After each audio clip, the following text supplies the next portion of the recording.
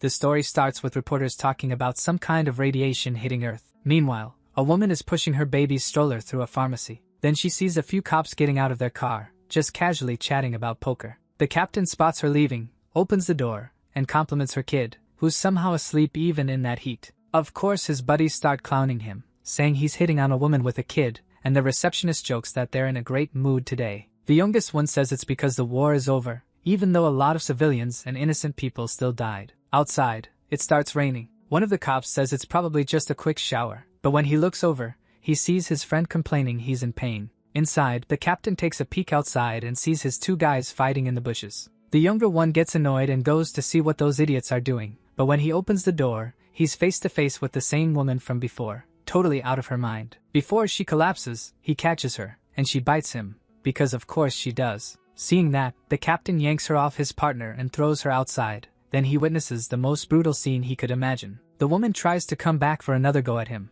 but the captain yells for the clerk to shut the metal shutters. And he does, leaving all the zombies outside. The captain turns around and says they're safe for now, but they need a first aid kit. What he doesn't realize is his buddy is about to turn into a zombie and attack him from behind. Since he's got military training, he doesn't go down right away and calls for help from the nerdy receptionist. But the coward just leaves him there to die and hides in a locked room. What he didn't know is his boss was in there too, ready to make sure he doesn't get paid this month. Meanwhile, the captain is this close to getting bitten. That's when he spots an outlet nearby and smashes it into the zombie's face. But the thing breaks and shocks both of them. He takes the chance to kick it away, then grabs a freezer and drops it on top of the brain eater. Finally, the Korean Rambo hits the floor. He apologizes to his buddy and grabs his phone to figure out what's going on. But when he tries to call someone, he realizes there's no signal. Things aren't looking great. He can't call for backup, and he can't go out into the rain right now. The good news is he's in a store, so there are plenty of supplies. But obviously this guy still doesn't get to rest, because the main character of this story needs saving. Remember the baby in the stroller? Yeah, he wakes up and starts crying like crazy. All of that happened 17 years ago, and that unit was basically wiped out by the virus. Now human life is basically just running from these monstrous creatures. While someone's drawing in a notebook, another person asks them to keep the story going. It's a young girl who was listening while she drew. The man telling it is that same commander. Lighting a cigarette, he says he managed to grab the baby and then got into the car. Even though she already knows the story, the girl asks him to tell it with more detail. Smiling, the man asks if she's already drawing in her notebook. She says, yeah, then walks over to the window to show him. Looking at the drawing, the cop says it makes him look way braver than he actually was. He tells her she's really good at drawing, but she says she feels like something's missing, so she's going to keep practicing. Then she asks him to keep telling the story about baby Andre. The old man says just hearing that kid's name gives him a headache. He explains he worries about leaving him alone, because the kid only ever does dumb stuff. A woman walks up and says the boy takes after him. Somewhere else, underground, mutant rats are trying to find humans. There are a bunch of them near the subway tracks. A group of people is hiding, whispering so they don't get caught. One of them says she has camphor balls that give off a really strong smell. Watching closely, they realize the rats are heading the other way. She thanks Andre for managing to lure the creatures away from them. Grinning, the boy says it was super easy. He just left a few pieces of cake. He says they can't let their guard down, because the next step is even more important. Pointing at a sewer pipe, he says the day would only be perfect if they managed to get out of there without a scratch. Next, he asks his friend if he managed to get the snake pea he asked for. The guy hands over 3 bottles and says that's all he could get. Then he pours that liquid onto the tracks. One of the crew asks if they'll really be safe just by pouring that stuff out. The main guy says it'll only buy them a little time, so they need to get moving fast. The group leader says that, as scavengers, risking their lives is just part of the job, so they head into the pipe. Everyone complains about the smell. It's unbearable. So Andre tells them to shut up, because the rats might still hear them. Halfway through, they find a protective suit from the pharmacists. They figure it must have belonged to someone who got sent to clear out that rat nest, so there's gotta be something valuable around there. Our hero starts opening the coat to see if there's anything worth taking. Right then, an infected rat jumps at his neck. Its teeth are razor sharp, but it gets nailed by a spike. With her weapon in hand, the girl snaps at him, telling him not to touch anything. She also says his recklessness puts everyone at risk. Then he ends up getting flicked on the head. The others ask why she's so nice to the kid, and they keep walking until they reach an exit blocked by a gate. So the protagonist asks for a tool to open it. While he's working, his buddy tells him not to forget to keep the screws. After he unscrews it, he kicks it hard, sending the door flying. That's how they make it out on the other side of the subway station. He warns everyone to be careful in this place, and something a little ahead catches their eye. It's an unfinished subway station. They get excited, because with all the materials in there, they could get rich. They use those machines to take them apart and sell the parts. So the leader tells them to grab anything that's easy to carry. And that's exactly what they do. The young woman says Henry will be in charge of removing the gears. From up on one of the walkways, he tells everyone to turn off their flashlights. Looking in a certain direction, he asks his friend Wang to check out what that is.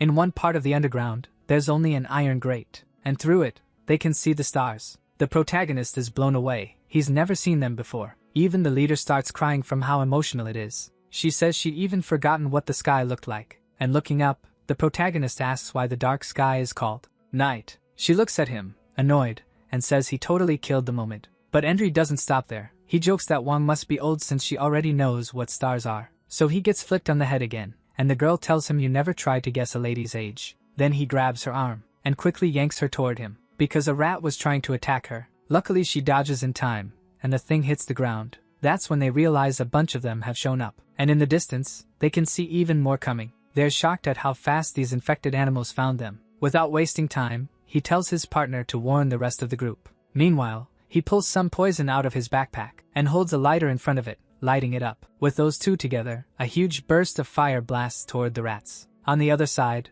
the others get warned that the rats are here. Even though they didn't get much, they decide to run right away. But the big-lipped guy isn't happy. He wants to grab more stuff because he thinks it's worth a lot. Meanwhile, the protagonist keeps spraying fire at the creatures. He wonders why the others are taking so long to get out. Then his friend shows up and says they're coming. So he keeps doing his job, burning the rats. But it's really hard, because rats are pouring out from everywhere. So as soon as he buys a little time, he jumps into the pipe, and the creatures are right behind them. Panicking, he yells for everyone to run as fast as they can. But one of the infected rats attacks his shoulder. The girl already has her nail gun ready to protect her friend, and they keep running. Endry says they're almost at the entrance, and as soon as they get close, he makes a big leap out of the pipe. The long-haired guy grabs a bottle and tells everyone to get behind him. Then he lights it and throws it at the rats. It causes a huge explosion, sending the animals flying. He's relieved he spent his money on that bottle of gasoline. But our protagonist says it won't be enough, so they start running again. But halfway there, they realize something.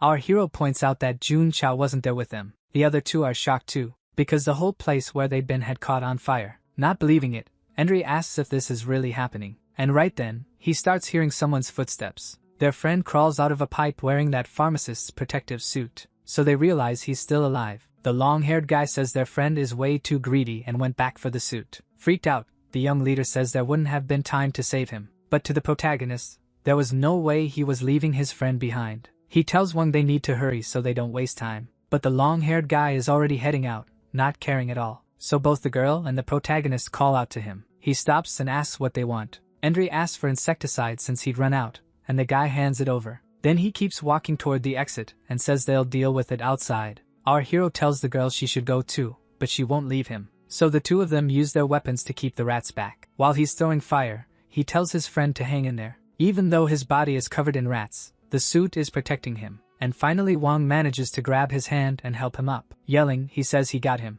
The protagonist asks if he's still breathing, but the guy is too freaked out to answer. So the leader says once they get outside they'll talk. To get out of there, our hero throws the insecticide, causing a huge explosion. They use that moment to escape. Outside, the other member is already selling the stuff he stole. The merchant even asks where his teammates are, and the kid says maybe he won't even see them again. Right next to him there's a guy coughing, while pharma officers walk up. They're checking if anyone might be infected, so they use a thermometer to see if the temperature's normal. After checking, they say the kid is cleared, so the group member needs to be quick, because he could get detected. But then someone yells for somebody to stop. Without looking back, the kid is terrified he's about to get caught. But actually they're talking to the man right behind him, the one coughing. When the man realizes they want to arrest him, he runs. Meanwhile, our hero and his friends make it outside. Wang tells them to stay quiet because they spot the patrol. They know something's wrong up ahead. They catch up to the man and, now aiming a gun, tell him he has to go into quarantine. Shouting, the man says there's no way he's going with them.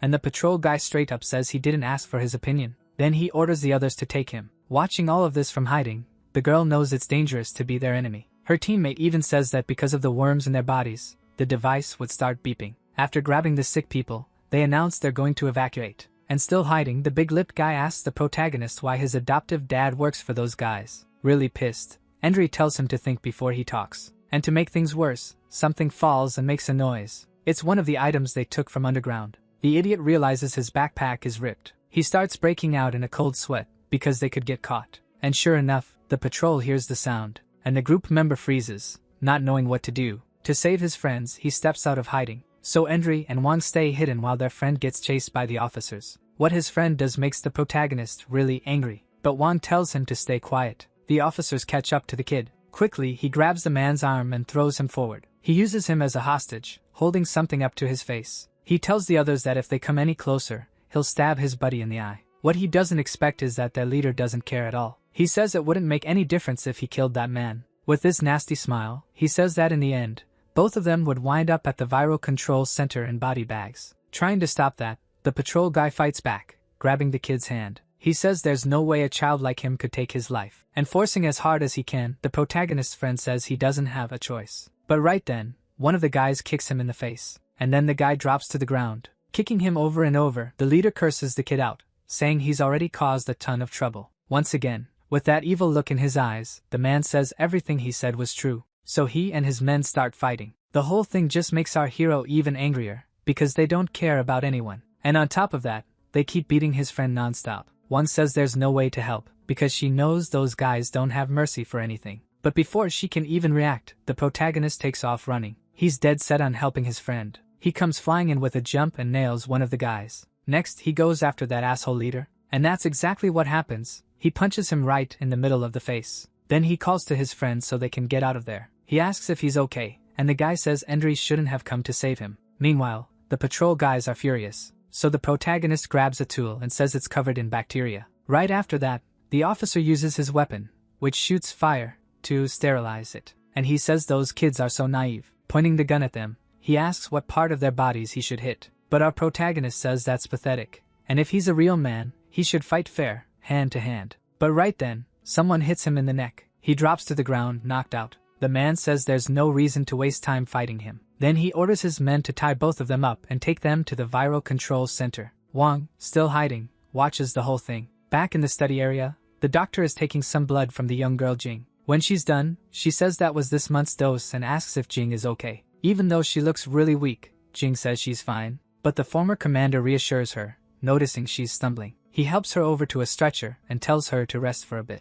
Then he calls the doctor over. He says these transfusions are happening way too often. And he asks why she doesn't send Jing to the research area already. She answers that it's way too dangerous out there, and that this is the safest place for the girl, basically hinting that Jing is really valuable to them. With a pretty threatening look, she says everyone's doing their part. Jing just lies there, not saying anything. But then something outside catches her attention. Those patrol guys are coming in with the people they captured. One of them is our protagonist, who, by the way, is super tense. He's annoyed because the guy in front is moving really slow. That guy looks worse and worse, clearly sick. From upstairs, the girl watches them all walking in, and down below, our protagonist gets confused when he hears someone scream. Looking terrifying, the sick guy starts yelling a name. Turns out he saw the girl up above and thinks she's like a goddess. The protagonist's friend tells him to stay away from that crazy guy, and the girl at the window says it looks like the man is talking to her. When the former commander comes closer, he's shocked by what he sees. Down there, things are getting messy. The officers point their guns at the lunatic. Then they order everyone to shut up while they lock the cell.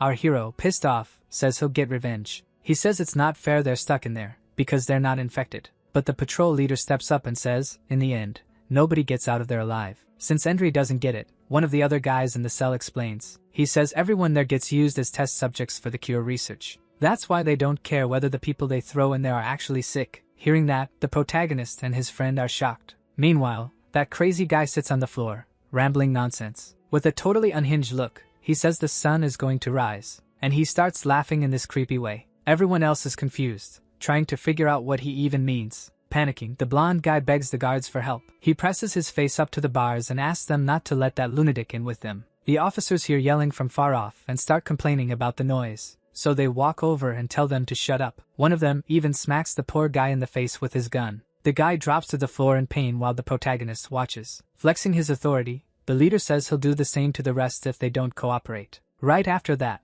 more captives show up to be put in the same cell. Even hurt, the blonde guy begs them to hold the door before they close it. And totally confused, Endry and his buddy look to the side. The patrol officers think the whole thing is weird too. That crazy guy shoves a finger down his throat, and somehow he manages to cough up a little vial. Nobody understands what the hell that was. But then they realize it's this pale-looking blood. And above his head, the guy gets ready to open it. That's when the officers recognize it. It's rainwater. The poor guys who are in the same cell start freaking out. Endry and his friend know they're in even bigger trouble now. Opening the vial, the lunatic says he's gonna be immortal now. And then he pours the liquid into his eyes. The main character's friend even tries to stop him. He grabs the guy by the collar, but he realizes it's already too late. The vial drops to the floor and shatters into a bunch of pieces. And the guy's eyes start changing. Roots from that virus push out from there, growing more and more. Trying to protect his friend, our hero shoves him back. Those weird roots keep spreading. Right after that, the infected guy lunges at the blonde kid,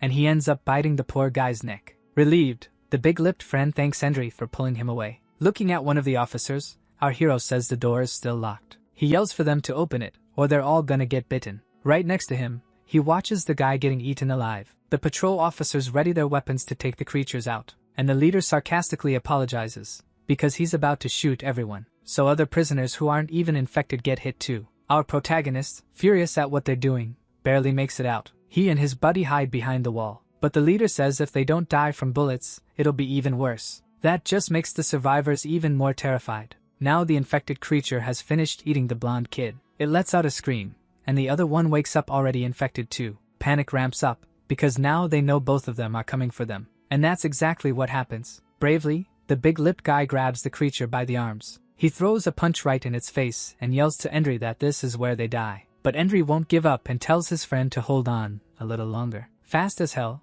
he slips his arm through the bars and grabs the leader's leg. Then he yanks it inward, trapping it against his arm, forcing the guy to keep part of his leg on the same side as the infected. But the officer points his gun at Endry. He orders him to let go, or he'll blow his head off. Calmly, Endry tells him to lower the gun and open the door. And he reminds him that even if he pulls the trigger, his leg is still stuck. Meanwhile, things inside just keep getting worse, with more and more infected. With no way out, the leader finally tosses the keys through the bars. Endry lets go of his leg. Then he grabs the gun and the keys too. No hesitation, he aims at the two infected still standing, and tells his friend to duck. He lines up the shot, about to pull the trigger, but then he realizes the gun's empty. With a smug little grin, the officer leader shows he kept the ammo. Then he takes off running, wishing them good luck. Right away, Endry's partner yells at him to open the door. Sweating like crazy, the poor guy fumbles for the right key. After a few seconds, he finally gets it open. But when he looks back, he sees something horrifying. His friend has been bitten. He'd been holding the creature's mouth shut with his own hands just to buy Endry time. Crying, he tells Endry to go, and that they'll meet again in another life. Then he gets attacked in the neck. Meanwhile, the doctor, the girl, and the ex-commander head down the stairs, arguing about the vaccine. The woman tells the girl to stay safe until they succeed. But the girl feels alone, stuck there without knowing anyone. Her guardian agrees and is about to say what he thinks too. But then the sirens start blaring. That means code red, and the old man says he'll go ahead and check. When he reaches the next section, he runs into the officers. Confused, he asks what happened. One of them tells him to run to another floor immediately. And he's completely stunned when he hears the place has been overrun by infected. The prison cells can't hold them anymore. The protagonist's friend has already turned into a zombie, and now he can even bend the metal bars. Seeing there's no fixing this, Endry hurries and takes off running. He figures there might already be more infected in other areas, and he needs to find his adoptive uncle, Commander High. But right after that, he looks back when he hears the noise. He realizes they've already managed to knock down the cell gate, so all the infected were loose. They immediately start chasing the main guy, and while he's running without even looking ahead, he crashes into someone. It's his uncle, who's there to save him, but he's shocked when he sees what the place is really like. He had no idea the creatures were already out. So the old man tells everyone to run while he deals with the infected. Our hero does, and right behind him is the precious young girl. The doctor, who's with them too, wonders how it's even possible there are so many infected in there. And shouting, he tells them to listen to High and get out of there. No time wasted. The old man starts firing and hits one of the monsters. But he's worried, because he doesn't think he has enough ammo to take them all down. Meanwhile, the infected one he shot is still alive, and its body keeps mutating more and more. The protagonist and the two women run up the stairs to reach the upper floor. At the top there's a door. Endry grabs it and tries to open it, but it seems jammed. The doctor explains that when the red siren goes off, the doors lock. They think they're done for, because the infected are getting closer. But High is still giving it everything, shooting at them. The blonde infected guy takes several shots to the head, and with that, he falls backward on top of another one. Then High yells that this is their chance to get out. but the creature quickly gets back up and starts following them again. Nearby there's another door, and luckily Endry manages to open it. That place is the quarantine zone tunnel, and after shooting at the creature coming toward them, the old man tells Endry to shut the door. The kid does, but the door is really heavy, so the infected manages to stick its hand into the gap that's still open. To the protagonist's surprise, it's his friend. He grabs him by the collar and starts pulling him, but Hai gets there in time and shoves the rifle into the infected guy's mouth. The protagonist begs him not to do it, since it's his friend's body. He's in shock when he realizes his uncle didn't listen. After the shot, they slam the door shut fast. Hai says that even if one day he gets infected, Endry has to kill him on the spot. Then the kid tells them they need to get out of there, now. On the other side, the green-haired girl freaks out. She runs into another infected, and the doctor tells them to close the door quietly. So they start pulling the metal grates, and the infected doesn't seem to notice. But then it realizes there are people there, and when it turns around, it's got a chunk of an arm in its mouth. The girl panics, while the doctor tells them to move, now. The creature gets ready to attack them, and stepping up, our hero moves in front and lands a solid kick on the monster. It goes flying, and right after that, Hai shows up and finishes it with a shot to the head. Looking ahead, they realize there are more areas with infected. The place is already wrecked, and there are a bunch of dead guards. Hai wonders how this could have happened, since everyone there had weapons. Then he points to some graffiti on the wall. The symbol shows whoever did this is from the Burning Star. Already knowing what it means, the doctor says those people are going to want to destroy the whole place. Checking around, they see bullet holes everywhere, and those dead guards were executed, shot up, not bitten. Knowing what that could lead to, the doctor breaks into a cold sweat. Nearby, Endry finds some bottles of insecticide, and at another entrance, he hears some noises. He tells the others something weird is going on. Reading the situation, Hai says the smartest move is to go the other way, because on the other side, there are some guards still trying to survive. Some are getting attacked, so they decide to fall back. Knowing they won't be able to go back inside, the man tells them to head to the upper floor, and he turns around, trying to take out some of the infected that are coming in. But they won't be able to handle it. Too many are showing up. Seeing that, the old man knows that if the disease control center gets destroyed, the whole city will be in danger. With no other option, Endry yells for them to go up to the surface. But the doctor says that's impossible, because in situations like this, the exit seals shut for safety. Still, our hero says he knows another route that's outside the quarantine zone. Out of patience, his uncle tells him to show the way already. So the young guy points and says there's a gate upstairs that should be open. Grabbing the girl by the arm, Endry tells her to hurry up. But the girl's worried about the guards they left behind. Trying to snap her out of it, the doctor tells her to focus on keeping herself safe. So they keep moving through the subway station, but carefully. There are infected down there too. One of them spots them and charges. Endry kicks it away and tells the others to get up the stairs. He also says they should head for the next security gate.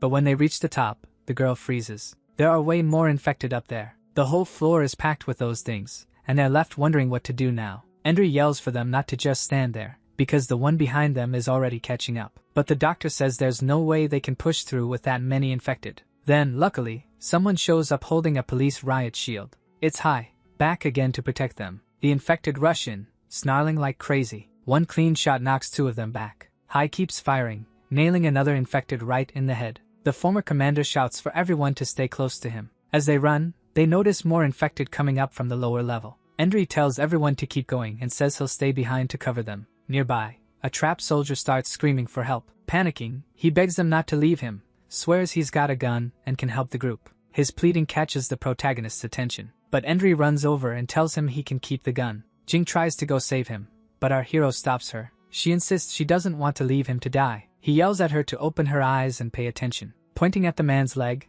he explains the wound can't be cured, and Jing is stunned. The soldier begs not to be abandoned as the monsters close in. As he's attacked, he wonders why nobody saved him. Now infected, the soldier grabs the gun and swears he'll kill all of them. Jing flinches when she hears a gunshot. The doctor gets hit in the shoulder and tells Jing not to be stupid, reminding her they almost died because of her. The infected soldier realizes he missed. Using insecticide, Endry blasts fire at the infected. The man gets covered in flames too. Seeing the guy's gun, Endry says it's a good thing he fired, because now Endry knows the gun still had ammo. Furious, he tells the soldier the problem is he wasted the bullet Endry could have used. The soldier screams in pain as the infected tear into him. The doctor warns Jing that if she doesn't move fast, she'll be the only one left behind. Hai holds the line, says he already cleared the route to the gate, and yells for them to hurry before they get caught. The commander asks Endry if he's sure this is the right way. Endry shouts for his uncle to watch out for the monster behind him. A shot blows the monster's head apart. Our hero tells them to stay calm, he knows the way. Meanwhile, more and more infected show up, and they start crawling under the gate. As he shoots one of them, Henry wonders how there are infected outside the quarantine zone, since leaving is supposed to be forbidden. The doctor notices the doors were open, and Hai figures they weren't the only ones who knew about that route. The protagonist gets worried, because he remembers one used to go out that way too. But the main thing is getting out as fast as possible, so he flicks his lighter on. Pointing ahead, he tells everyone to follow the tracks. He warns them to be careful, because the ground is dark and uneven. Suddenly, someone's foot gets stuck in the tracks. On edge, Henry turns around and asks who it was. It's Jing. Her leg is stuck, and it's badly cut by the rail. Panicking, the protagonist yells for them to get her out fast. The doctor tells the girl to take off her shoe and relax so she can move her leg. Jing says it's not working and it hurts like hell, while Henry warns the infected are getting closer. She starts breaking out in a cold sweat, trying to free herself in time. Seeing the creatures getting closer and closer, the ex-commander tells Henry to watch himself, because he needs to protect the women. Henry fires back that he's used to looking out for himself. He aims the gun, getting ready to shoot.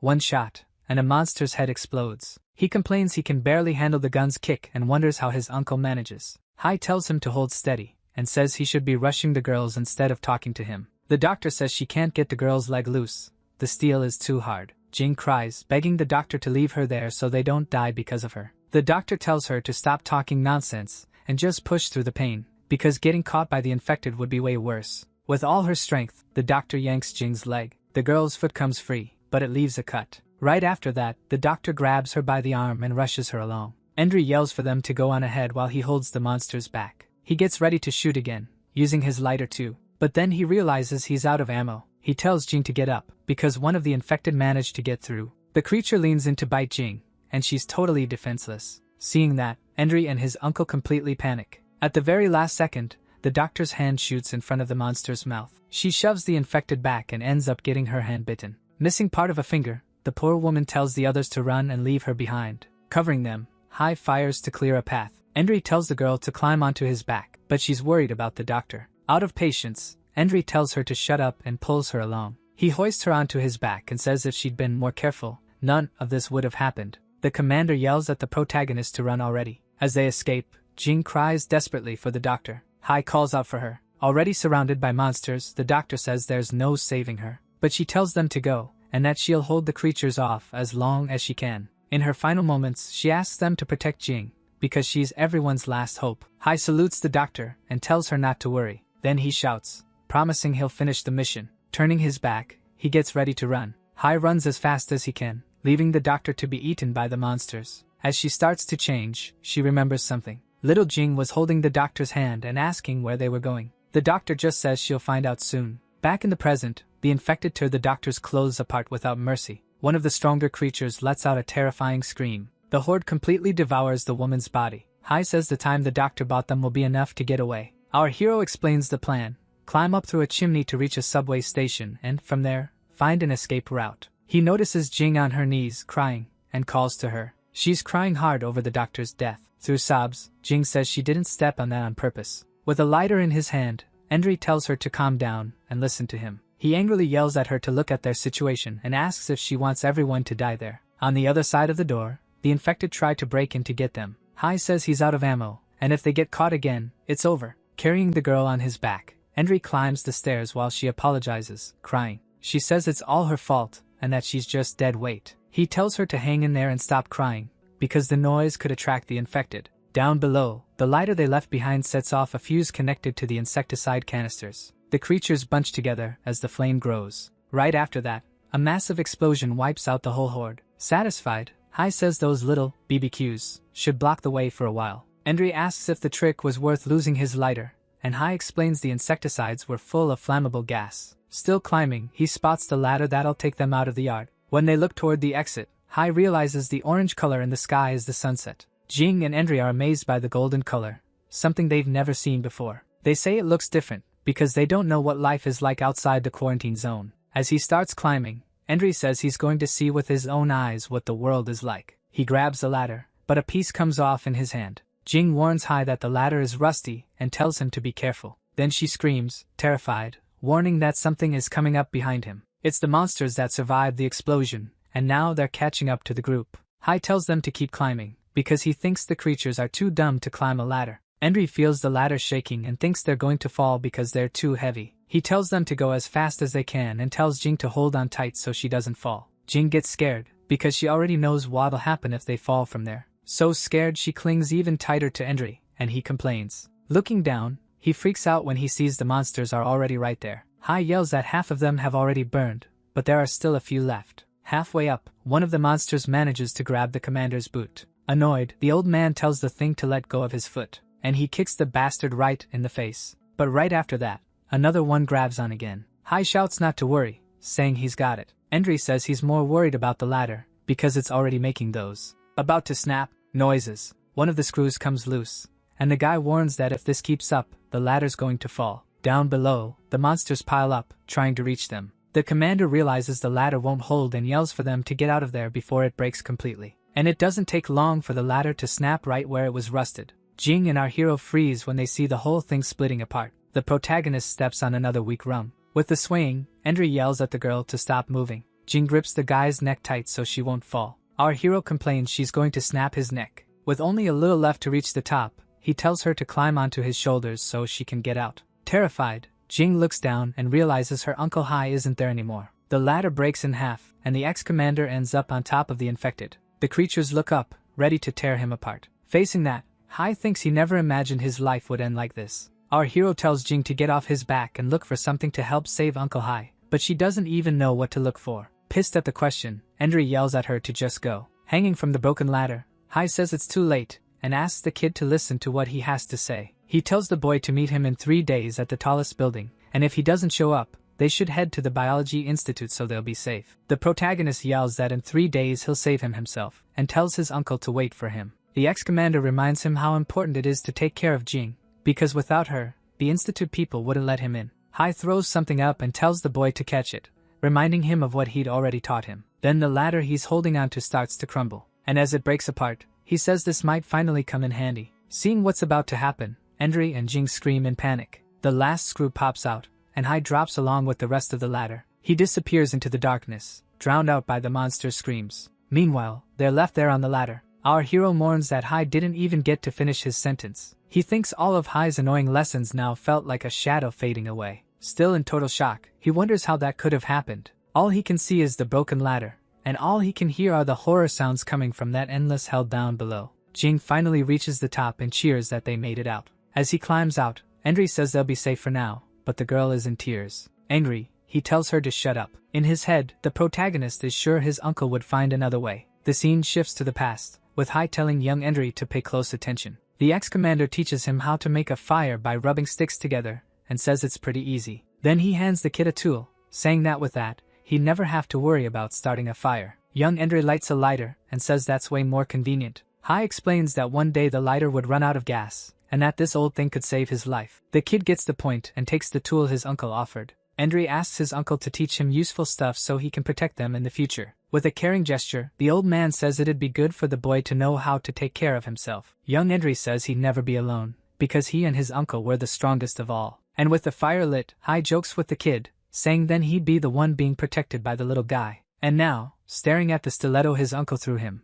Endry thinks that in the end, he was always the one being protected. Jing keeps crying hard too. Then she calls out to Endry. Trying to play it off, he says the sunlight is really strong. Standing up, he tells her to stop crying. Our hero says they need to get out of there, and reach the TV tower in 3 days to meet Uncle Hai. With tears in her eyes, Jing asks how that's even possible, and the protagonist cuts her off, grabbing her. Carrying the girl, he says they need to find somewhere safe so he can take care of her injured ankle. As they go up the stairs, Jing looks around and asks where they are. Endry thinks that even though they escaped death, the place they ended up in was basically a real-life version of hell. The girl realizes this is the place people were so desperate to return to. In front of them was a world in ruins, a city destroyed even before the war had ended. The ruined city was completely silent, which made everything even creepier. Jing says the place is huge, but it feels totally empty. Still carrying her, the protagonist says he thought the surface world would be packed with infected, like the tunnel they came from. He explains the monsters don't like light,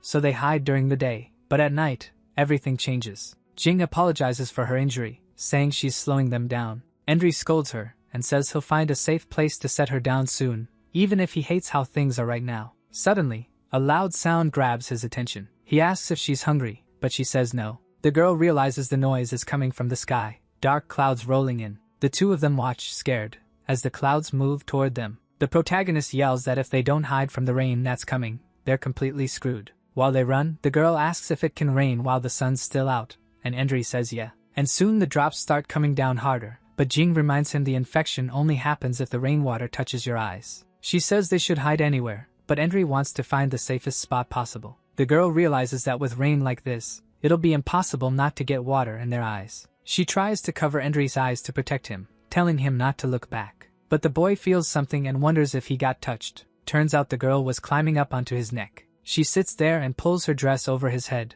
saying she'll protect him. Their hero complains that he feels something wet. Embarrassed, Jing says it's just the rain and tells him to hurry and find somewhere safe. Looking around, he complains there's nowhere safe, just rubble. He points to a shop and says the windows look like they're still in decent shape. They reach the entrance and duck inside. Using his tactical knife, he tries to pick the lock. He manages to open it, and when he looks in, he sees the place is in pretty good condition. But as he steps inside, he sees the silhouette of a woman. Then he sees another silhouette and freaks out. But it's just a mannequin. Jing even says she's seen something like that in a magazine, so she figures it's a clothing store. Jing says the clothes are clean and that she wants to find something to wear. But after checking a few items, Endry realizes it's an adult store, and it would be a really bad idea for her to wear that stuff. Trying to play it off, he says he's going to look for supplies to treat her injury. Then he finds some plastic bottles, and says he's going to fill them with rainwater to wash her wound and prevent infection. Watching the rain fill the containers, he thinks the sound of drops hitting the glass is actually kind of nice. While the rain pours outside, they stay quiet.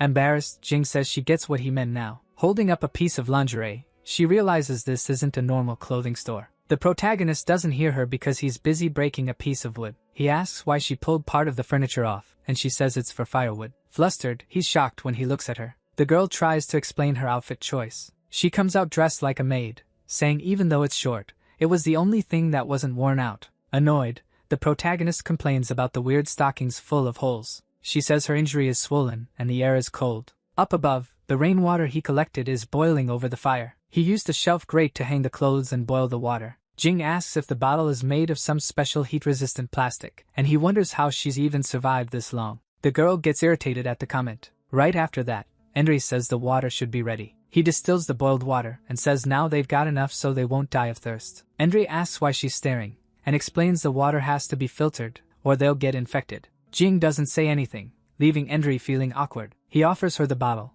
telling her to drink, since there isn't much and it won't really quench her thirst anyway. The girl thanks him, and says the rest can be used to clean her wound. Out on the porch, he gets ready to treat it and asks if it's still hot. As he pours the water, he explains he needs to drain the blood and tells her to brace herself for the pain. Nervous, she agrees and says she'll tough it out. Using his fingers, he squeezes the wound to drain all the pus. Her scream of pain echoes through the silent city. Night falls, revealing a sky full of stars. With her foot already bandaged, Jing falls asleep, still mumbling. She's sweating a lot. Meanwhile, our hero thinks about how the rain doesn't affect her, and that the stories about her are true. He wonders how the doctor and Uncle Hai fought so hard just to protect one person. Suddenly, a distant scream for help puts him on alert. He kicks the metal grate, and quickly puts out the fire. Jing wakes up at the noise and asks what's going on, but Endry quickly covers her mouth, telling her to be quiet. In a whisper, he warns her someone's coming after them. Downstairs, someone was bleeding. The man is being carried by his friend, and he says he can't walk anymore. His leg has been pierced by an arrow, straight through. Meanwhile, someone is watching them through night vision. Out of nowhere, another arrow is fired. This time, the girl gets hit. Spitting up blood, she looks at the wound in her chest while the man screams her name. Jing realizes someone is shooting arrows at them and says they need to go help, but Endry stops her. He says she can't go down there, she can barely stand, and asks if she wants to get hit too. The man panics when he sees another arrow stuck in the girl's back. Bleeding, she begs for help. He freaks out when he realizes he can't stop the bleeding. Terrified of dying, he apologizes to her and decides to run to save himself. He gets up and leaves, while she stays on the ground, still begging for help. As he runs, an arrow hits the man in the leg. He screams in pain and collapses. Crying, he begs the shooter to stop. Jing pulls away from Endry and says if he won't help, then she will. She says she can't just stand there and watch someone die. Annoyed, Endry scolds her and says she needs to learn not to bring trouble onto other people. He explains it's already dark, and the shooter is probably using night vision goggles, which means they can see them too. The reason they're still alive, he says, is because they're out of the shooter's range. The protagonist figures the shots to the legs were just to get their attention and lure them into a trap. From a distance, the shooter watches the two of them and thinks they've figured it out. Endri says the doctor's sacrifice will have been for nothing if Jing falls for a trick like this, and that he won't let her go. With tears in her eyes, she wonders how people can do something like that to other humans. He says that to survive, humans are capable of anything. Outside, the injured man crawls away and leaves his backpack, full of stuff, behind. He offers his supplies in exchange for his life. His friend, right next to him, is already close to passing out. Suddenly, a monstrous foot steps down beside the girl. She tells her friend to run. When he realizes how many infected there are, he panics. There are a lot of them nearby. Surrounded by the monsters, the man screams desperately for them to stay back. And from up above, our hero and Jing hear the screams. He tells her to stay quiet, because they're at risk too. All of a sudden, a loud noise startles him. When he turns around, he sees Jing collapsed on the floor and asks what happened. Holding her, he asks why she suddenly fell, and she complains that her head hurts really bad. He realizes she has a really high fever and figures her wound got infected. Just rinsing it with water wasn't enough, and her leg is even more swollen. Jing says she's fine and that she's had a bunch of vaccines, so she just needs a good night's sleep to get better. Angry, he yells that an infected wound isn't the same as a regular flu, and that if they don't treat it, she'll get sepsis. He says she needs an anti-inflammatory ointment, and tells her to rest while he goes to look for something. As he searches for medicine, he gets frustrated when he realizes it's all useless. He realizes there are probably no meds left in the pharmacies, and wonders if he should go after the shooter. When he looks out the window, he gets an idea. He tells Jing he knows where to get the medicine. That backpack outside probably has food in it too. The girl begs him not to go, saying it's way too dangerous because of the shooter and the infected. He covers her with a shirt and tells her not to worry, he's not like her. And he says that without him, she'd die from sepsis, tetanus, or the shooter. Then he rips a piece of fabric and ties a rope to his pants. He tells the girl that her Uncle Hai gave him the job of looking after her, so he has to do it. Still, Jing is terrified. The protagonist calms her down, saying he already knows how to deal with the shooter. Outside, the infected are still hanging around near the backpack with the supplies. He realizes the shooter is careful and won't risk going down to grab the loot. The guy figures the shooter must be on the roof, with a clear view of the area. Staying hidden, he plans to get close to the shooter's bunker so he can get right up near him. Through the scope, the shooter tracks Endri. Smirking, he says Endri's fast, but he can't hide forever. He says they'll see what kills him first, the monsters or his crossbow. Behind a car, the protagonist hides and watches what's going on. He wonders if it's safe to get close to one of the infected. Then the monsters hear a noise and sprint toward him. But when they get there, all they find is a rock. They tilt their heads side to side like they're looking for something. Right after that, they hear another noise and, once again, take off after it. Hidden on the other side, the protagonist comments on how easy they are to trick. Again, he throws the rock as far away from the backpack as he can. Now the only thing between him and the backpack is the shooter. He dashes toward the backpack and slips behind another car. Hiding there, he thinks this car is his last bit of cover, and he's just one move away from the backpack. It's only a few steps away. Through the scope, the shooter says Endri's about to step into his line of sight. Impatient, he wants the hero to hurry up and come out from behind the car. As soon as he can see Endri's head, he gets ready to shoot. An arrow flies at high speed toward the protagonist. The shooter celebrates the perfect shot, 10 points. Confused, he looks through the scope again. His target didn't drop. Furious, he realizes he actually hit a mannequin and wonders how Endri dared to trick him. The protagonist says the shooter's good, but luckily he had the mannequin to test him.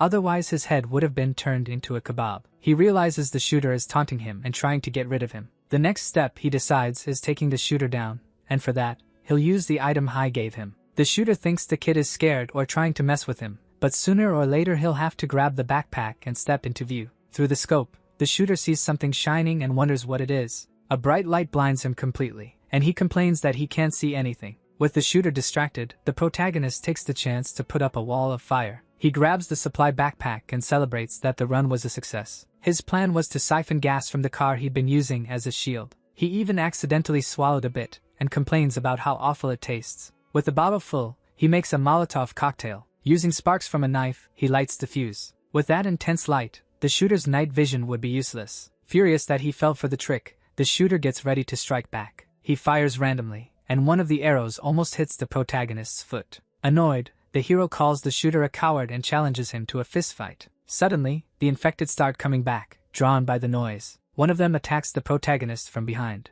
Endri quickly ducks, trying to throw it off. He manages to do it, but more are closing in. The protagonist realizes that with this many monsters, he won't be able to make it back to the shop. He's been spotted, and if he goes back the same way, Jing will be in danger. Surrounded on all sides, he decides to head left to draw the monsters away, then figure out how to get back. As he runs, he yells for the monsters to follow him, but he freaks out when he sees one of the infected running on all fours like an animal. Endre wonders if the number of monsters just keeps growing. He needs to come up with a plan, because if he keeps running like this, he's going to wear out. Out of nowhere, a huge monster jumps him, but he manages to dodge. Endre ends up trapped, with monsters in front of him and behind him. With nowhere to go, he spots an abandoned bus and decides to use it as shelter. One monster manages to grab his foot and tries to yank him out of the bus. He kicks it right in the face, but it refuses to let go. To make things worse, another infected shows up at the window next to him, and it grabs one of his arms. Endre immediately breaks free and pulls himself back inside,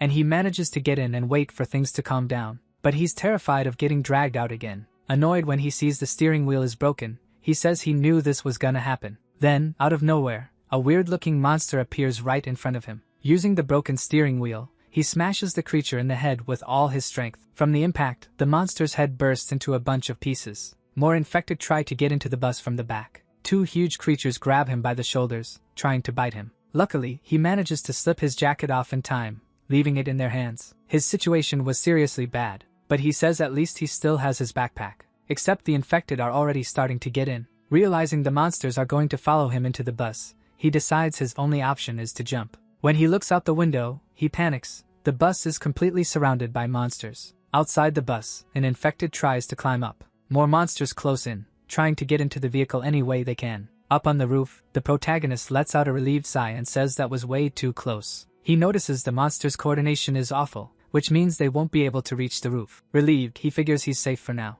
Opening his backpack, he finds a bunch of supplies and a med kit, just like he expected. He drinks some water to kill his thirst. The kit has everything Jing needs to recover, and he takes the chance to eat a little too. But he complains it tastes like paper. Reading the wrapper, he sees the biscuit has all the nutrients you need, except flavor. Tossing the wrapper aside, he says he only ate it because there's nothing else. Endre thinks that if he can get away from this group of monsters, his Uncle Hai shouldn't have any trouble escaping either. Lying under the starry sky, he feels more confident. He decides not to sleep, scared he might roll off the bus roof. Suddenly, a weird hand wakes him up. Freaked out, he sits up and realizes he must have dozed off. When he notices the sun coming up, he sees something strange. A monkey ate all the cakes he had in his backpack. Shocked, he's like, "What the heck is that?" The monkey gets mad and starts yelling at him. Then, all of a sudden, a bunch of other monkeys show up. Panicking, he realizes his backpack is completely empty. Pissed, he yells at the monkeys to give his stuff back. He tries to chase them, but the monkeys are super quick and disappear into the trees. He gets frustrated because he can't catch them. While threatening the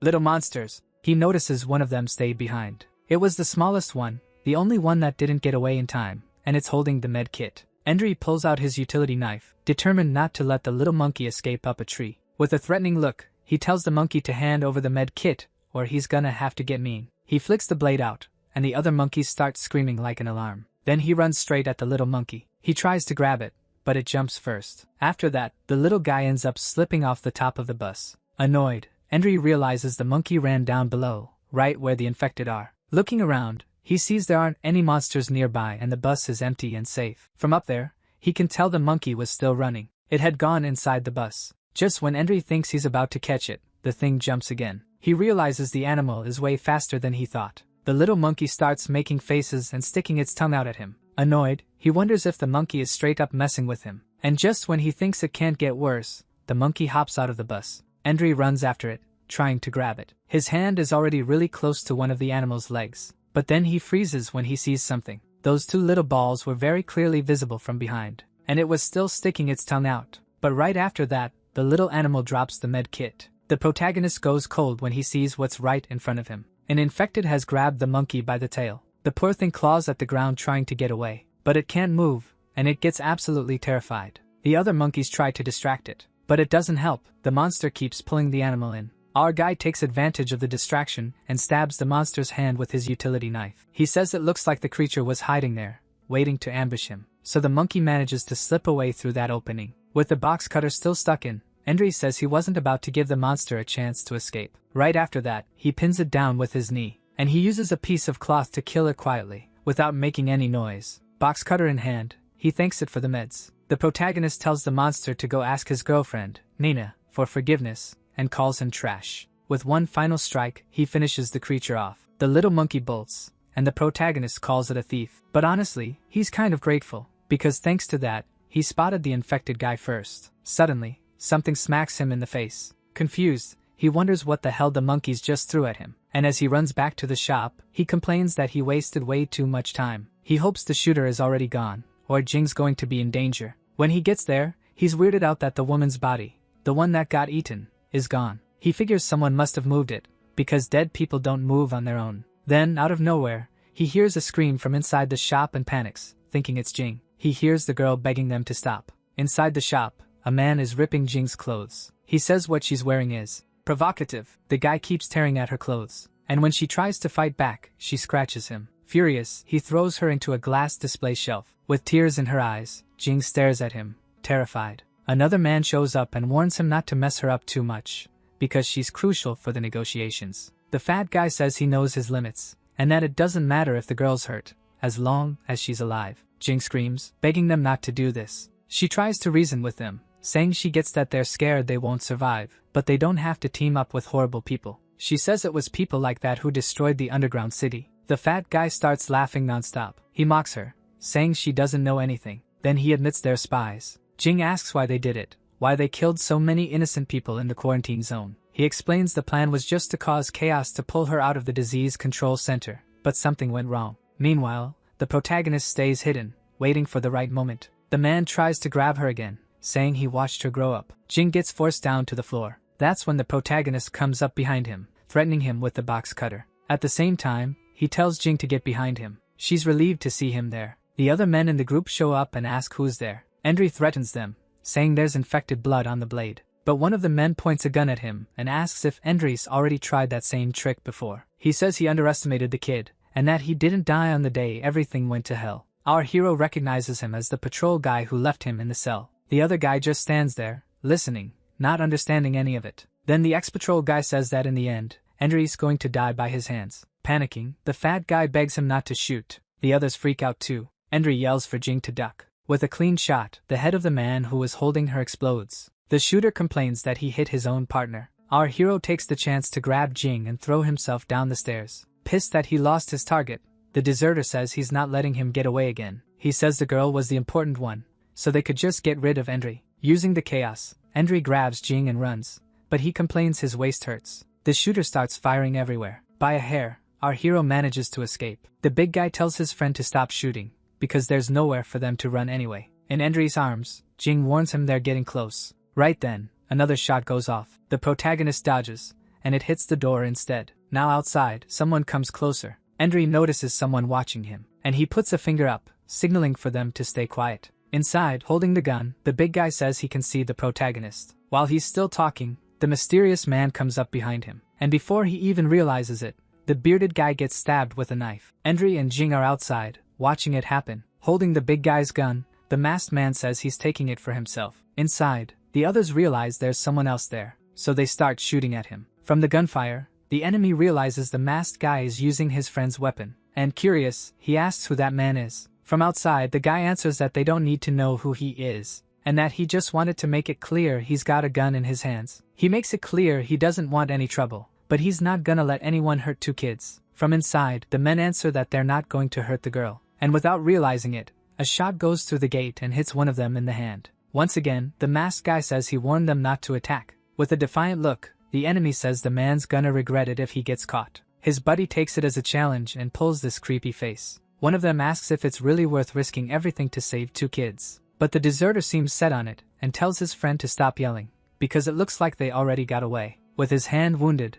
the enemy swears he won't let it slide. He tries to open the door to go after them. The leader stops him, telling him not to open it. He warns that the gunshots have attracted a bunch of infected. Meanwhile, Endry and Jing follow the masked man. Jing asks why the infected are out there during the day. Endry explains that even though they sleep during the day, loud gunshots still draw them in. The masked man says he saw smoke in the underground city and went out to see what was going on, and when he heard the screams, he ran to help. He says they got lucky he made it in time, and that helping them wasn't for nothing. Pointing at the electric fences, he explains they were built to contain the infection, but clearly they didn't work. The protagonist asks who he is. A little awkwardly, he apologizes for talking to himself, saying he hasn't seen people in a long time. He introduces himself as Tengobai and says he lives in a mansion just up ahead. When they get there, he mentions the land is elevated and the wall is solid. He explains that back in the day, every entrance had security guards, but now there's only one left open. Smiling, he welcomes them to his paradise in the apocalypse. When they go in, they find a place full of flowers. He explains that since there's nobody else around anymore, everything there is his. He says that after the war, all the survivors moved to the underground city, and he was the only one who stayed behind. Jing asks if that's him in the photos on the wall. She looks at a bunch of pictures with celebrities and some trophies from film festivals. He says he can't stand looking at the past. The girl says she didn't think she'd run into a big star. The protagonist wonders what a movie and a star even are, totally confused. Endri is impressed by how huge the house is. The owner tells him to put Jing on the couch, but Endri wants to take care of her wound first. After cleaning it, he hands over some pills and tells her to take them. Jing refuses to take that many meds. Endri scolds her and says she needs all of it so she doesn't get worse. He makes her take the pills, and she swallows them, annoyed. The protagonist says the antibiotic Tango Bai gave her is weird. He notices the production date is from 2 years ago, and wonders how Tang got something from the disease control center. Jing calls him out for doubting the guy, saying if it weren't for him, they'd be dead. She tells him to chill and stop worrying, calling him a pain. Annoyed, he asks why she's looking at him like that and if the fever messed with her brain. The scene cuts to a bloody place. Tang is there, calling out to someone, saying it's his love. On the floor, there's a pair of scissors covered in blood. In the flashback, a young woman had hurt herself with the scissors and complains that her eyes are burning. As she writhes, the man tells her to rest and that he'll heat up water to clean her eyes. But flowers start sprouting from her eyes. She grows fast, becoming huge. The scene returns to the present, with Jing asleep on the couch. Endri asks Tang why he looked so shocked when he saw Jing. He apologizes and says he was just thinking how uncomfortable it must be to sleep like that. The protagonist asks where he's going with the suitcase. He explains it's full of freshly picked vegetables from his greenhouse. He says he sells some of the vegetables on the underground city's black market. That's how he got the medicine for Jing. Feeling embarrassed, the hero realizes he suspected him for no reason and asks how he can repay him. Tang says he doesn't need anything in return, but if he really wants to help, he could do him a favor. He asks Endri to grab some vegetables from the greenhouse for dinner while he heads out, and the protagonist agrees. In the greenhouse, Endri gets thoughtful while looking at the plants. He realizes he has no clue how to tell if the vegetables are ready to pick, since they all look green. So he decides to go for the one that looks the biggest. When you spot a plant you recognize, you can already guess what it is. The scene cuts to a flashback. A guy uses a device to measure pollution in potatoes, warning them not to mix them with water. That's Wang Shu, and she says she wants to take the whole basket of potatoes. But the seller says that with the bullets she has, he'd only sell her half the basket. Annoyed, Endri butts in and says the ammo she has is enough to buy 2 barrels of gasoline. The seller explains that vegetables are expensive because they're hard to get, unlike gasoline. So Wang Shu says she'll just forget it. And, nervous, our hero tells her they'll come back another day. Wang Shu tells them to stop talking nonsense, and says she'll let them try something different. The seller agrees to sell half the basket of potatoes. Back at home, Wang Shu announces her secret mashed potatoes are ready. Everyone tries it. Then they're blown away, saying it's so good they could remember it for 10 years. She walks up to Endri and asks if he liked it. Back in the present, he thinks that only he and Wang Shu knew the tunnel connected to the surface, and he decides he'll look for her after he finds his uncle. Distracted, he ends up yanking the potato plant out, roots and all. Remembering what Wang Shu said, he decides to take one potato and bury the rest so new ones can grow. As he digs a hole, he gets ready to put the potato in the ground. Suddenly, he feels something weird in the soil. He wonders what it is, maybe fertilizer. When he picks it up, he realizes it's a human finger. The scene cuts somewhere else, where the man tells someone to eat slowly. He brought a dead body there. An infected creature was devouring it. He tells the monster he had more food, but he got infected and the supplies are gone. But he's already found a replacement, and that the little boy has a nice firm body and is easy to chew. He offers the little boy to the creature, saying it'll be right up its alley. He says Jing can stay alive to help him around the house. The creature gets angry and lunges at him, making Tang go by fall backward. Nervous, he starts cursing at it. Grabbing a piece of wood, he gets ready to hit it. He smacks the creature hard in the head, saying it needs to be taught a lesson. Pissed off, he says it keeps trying to bite him even after everything he's done for it. He says he has to take care of everything day and night. Then he curses at it again and hits it again, snapping the wood in half. In the corner, the infected one keeps grumbling. Tengo Bai watches it with a creepy smile. Reaching out his hand, he says the creature is right. He puts his hand on its head and says it should be gentle, and that it should rest in peace. Then he whispers that if that girl ever gets annoying, he'll put her in a suitcase and bring her to the creature. Back in the greenhouse, our hero wonders why there are human bones buried there. Furious, he realizes the man is using human bones as fertilizer. He understands the man has been lying the whole time. Nothing he said about going to the city at dawn made any sense. He concludes the crossbow shooter was actually Tang himself. Mad at himself, he realizes he was an idiot for bringing Jing straight into the shooter's den. Suddenly, Endry feels his legs go weak and he collapses to the floor. He realizes it was the water he drank, and that the weird taste was something the man put in it. Angry, he blames himself for getting tricked,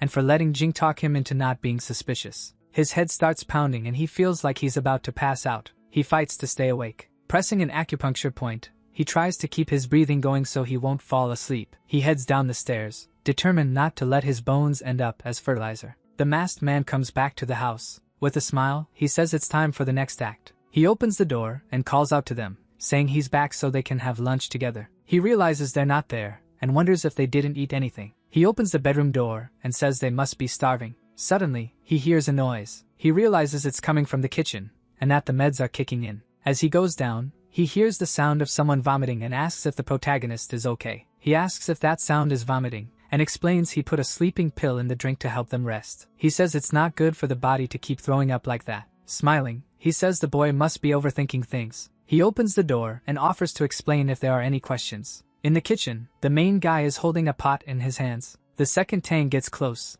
Endry makes his move, and right then, the man realizes he's about to get burned. Pissed off, the protagonist throws the pot of boiling water in his face, telling him to keep up the act. The man screams in pain, yelling that it's hot. He tries to wipe it off, but his skin is already badly burned. The protagonist shoves him into another room and locks him in. From inside, the guy curses our hero out and complains about the pain. He wonders how Endry was still awake, and how he figured out the hot water. Furious, he says he wanted to be nice and kill him in his sleep, but that he's just trash who doesn't know how to appreciate his performance. Then he notices the door doesn't even have a key, but he still can't open it, because outside Endry jammed it with a chair. Totally worked up, he says he'll get our hero when he gets out. He swears he'll make him suffer and kill him slowly. Going down the stairs, the protagonist forces himself to stay awake. He runs to wake Jing, who is still asleep. When she won't wake up, he throws her over his shoulder. Then he hears a noise and looks over. The man starts hacking at the door with a knife. Laughing, he says there's nowhere to run, because the doors are locked. Then Endry grabs something. He picks up a trophy to use as a weapon. He winds up and throws it at part of the glass door. But to his disappointment, it doesn't do anything. He's shocked at how tough the door is. At that moment, Tang manages to shove the chair out of the way. He laughs and says all the glass is bulletproof, and his house is basically a fortress. Coming down the stairs, he says hide and seek has started, and he wanted to see if the kid was any good at hiding. The protagonist realizes the drugs are strong, and he's not going to last much longer. Then he spots the open hall windows and runs for them. Suddenly, he freezes when he runs straight into that bastard blocking the way. Without hesitation, Tang attacks, asking where Endry thinks he's going. Then he starts landing blow after blow on him. Trying to protect Jing, our hero ends up cutting his arm. Now he's trapped, not knowing what to do. Up close, Tang says there's nowhere left for him to run. But he notices an open door next to him. So Endry slips into the room and tries to shut it. But the bastard wedges a hand in, trying to stop it. He threatens to slice the protagonist into little pieces. The door starts giving way under the hits,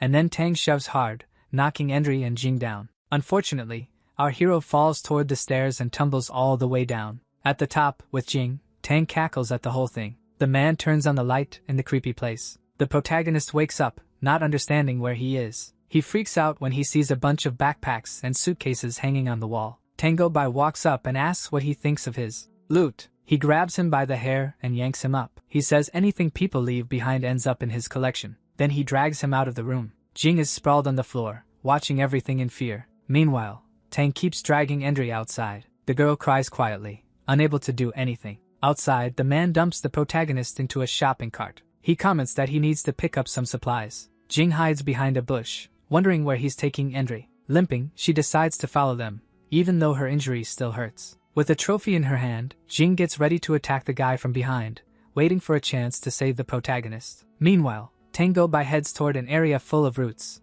Jing follows quietly, trying not to be seen. Suddenly he turns his head, and she ducks, scared she's been spotted. Looking at Henry, he says the kid is drooling a lot with the sun hitting his face. He says he's going to take care of a few things and then come back to play with him. Relieved, Jing realizes that was way too close. Then she suddenly hears a scream. The man goes down the stairs and into a basement. He complains about the traps on the fence and how ignorant idiots ruined his moment. And while he messes with something down there, he swears he'll get revenge. Still hiding, Jing panics when she realizes there's an infected person asleep on the floor. Outside, the mansion looks calm, but you can hear screams. The siren at the gate starts blaring. The deserter patrolman's partner asks for help getting the trap off. The man replies that he warned him to be careful. He says he doesn't think he can help him. Annoyed, he says the guy screamed so loud that whoever set the trap must have heard it, and that if they stay there, they're screwed. Tang runs toward the noise. Hiding, he realizes the sound came from that spot. He finds the body of the man who fell into the trap and calls him an idiot. He figures the guy lost a ton of blood and died because he wasn't watching where he stepped. He assumes the guy tried to take a shortcut and ended up paying for it. Smiling, he says the harvest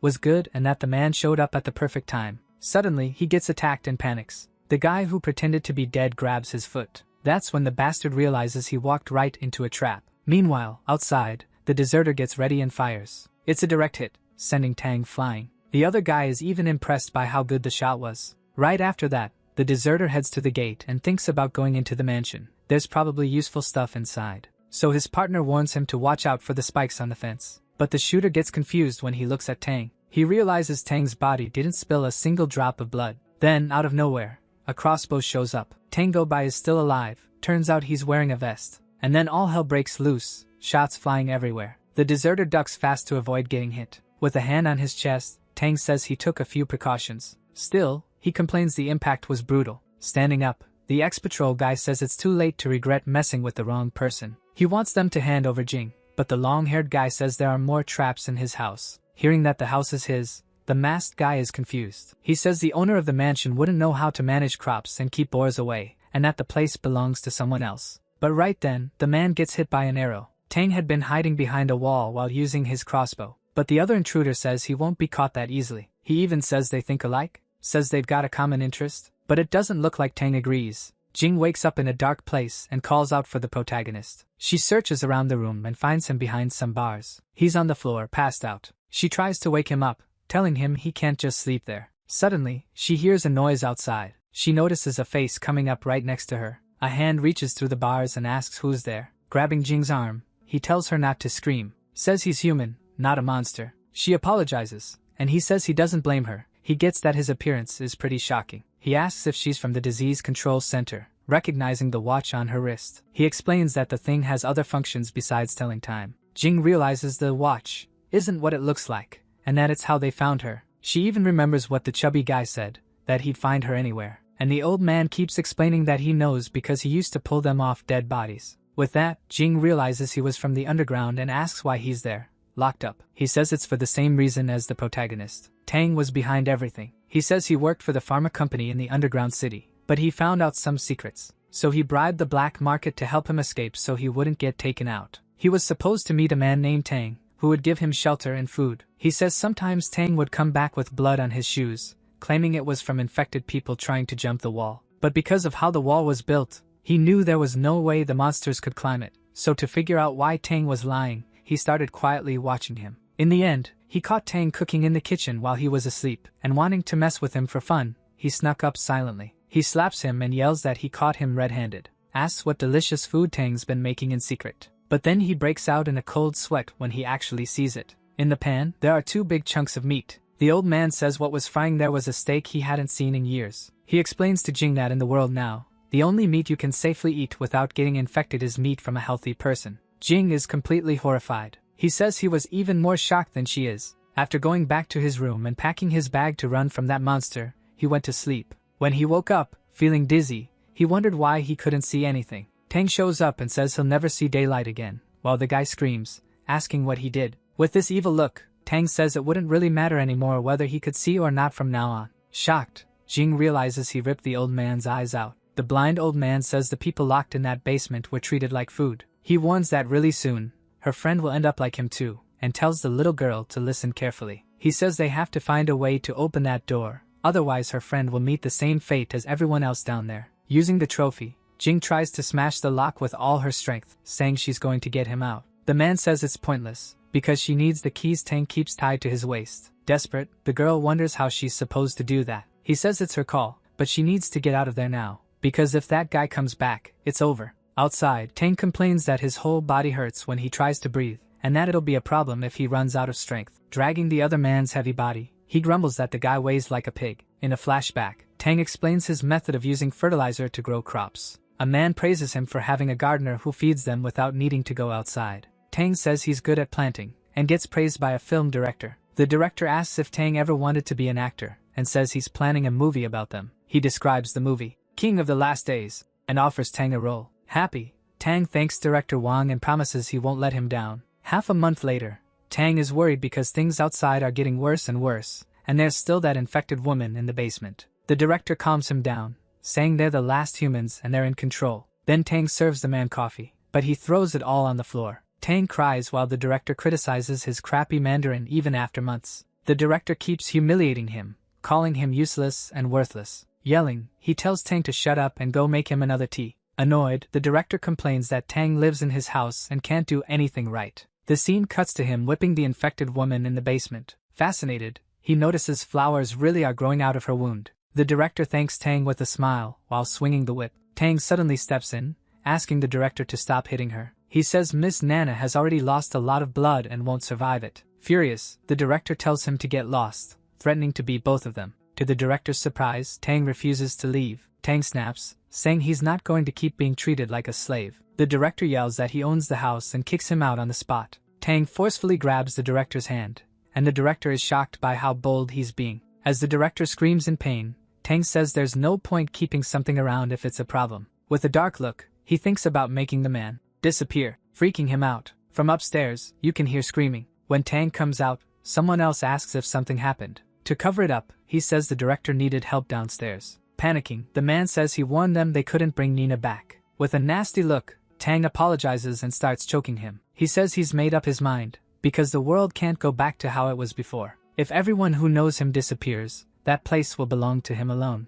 With a dark look, he says he doesn't need to live under anyone's care anymore. Back in the present, the shooter who fell into the trap is tied up while Tang gets something ready. The guy asks what Tang's story has to do with him. Tang says maybe there's no reason, just that they're both human. Holding a tool, he says the best listeners are the ones who can't talk. Breaking out in a cold sweat, the masked guy says if Tang does anything to him, there'll be consequences. Tang tells him to shut up, saying everyone who comes into his house follows his rules. The man screams in pain as blood sprays everywhere. Tang had sliced him open across the middle of his stomach, but he was still alive. Without showing any emotion, the psycho keeps hurting him. Crying, the masked guy says if Tang isn't going to kill him, then just cut him into pieces already. Tang tells him to stop screaming, he's just stopping the bleeding. With a dark look, he says he's keeping him alive, because Nana likes her food fresh. From inside the cell, Endry watches the horrible scene. With a creepy look, Tang asks if he's finally awake. He tells Endry to thank the other guy, because the next one on the list was him. Right after that, the psycho starts coughing.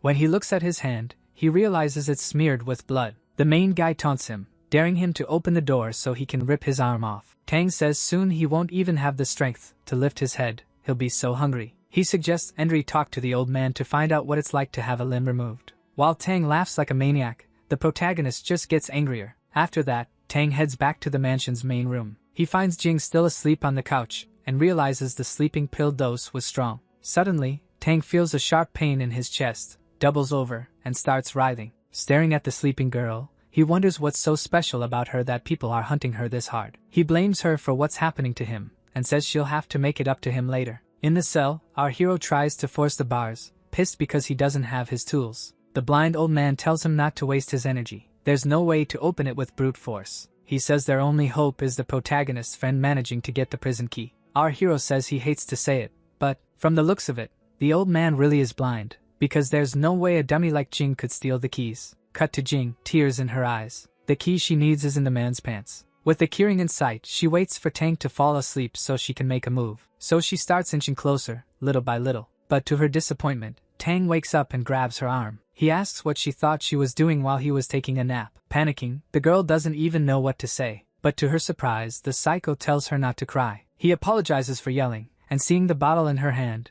he assumes she was just going to clean his wound. She was actually planning to throw it in his eyes, but decides to pretend it really was to clean him up. On the table, medical supplies are scattered everywhere. He blames Jing's pursuers for his injuries and wonders how they found her. The girl realizes she needs to get rid of her tracker so they can't find her again. Tang reassures her, saying he scared them off and that this place is safe. Then he coughs up blood again. He says he dislocated a rib, and that's a bit more serious. Tang asks her to help bandage him, because he can't secure it properly by himself. Confused, Jing asks what a triangular bandage is, and he says it's simple. He tells her to run the bandages over each arm and one shoulder. Then he says she should use the scissors to cut it and tie it tight. And when Jing sees the scissors, she thinks this might be her chance. All of a sudden, Tang asks why she doesn't seem to care that the protagonist is missing. She realizes she should have pretended she didn't know where he was. To change the subject, she asks about the TV tower, which throws Tang off. Jing lies, saying Endry went to the tower alone because his leg was hurt. Tang goes quiet,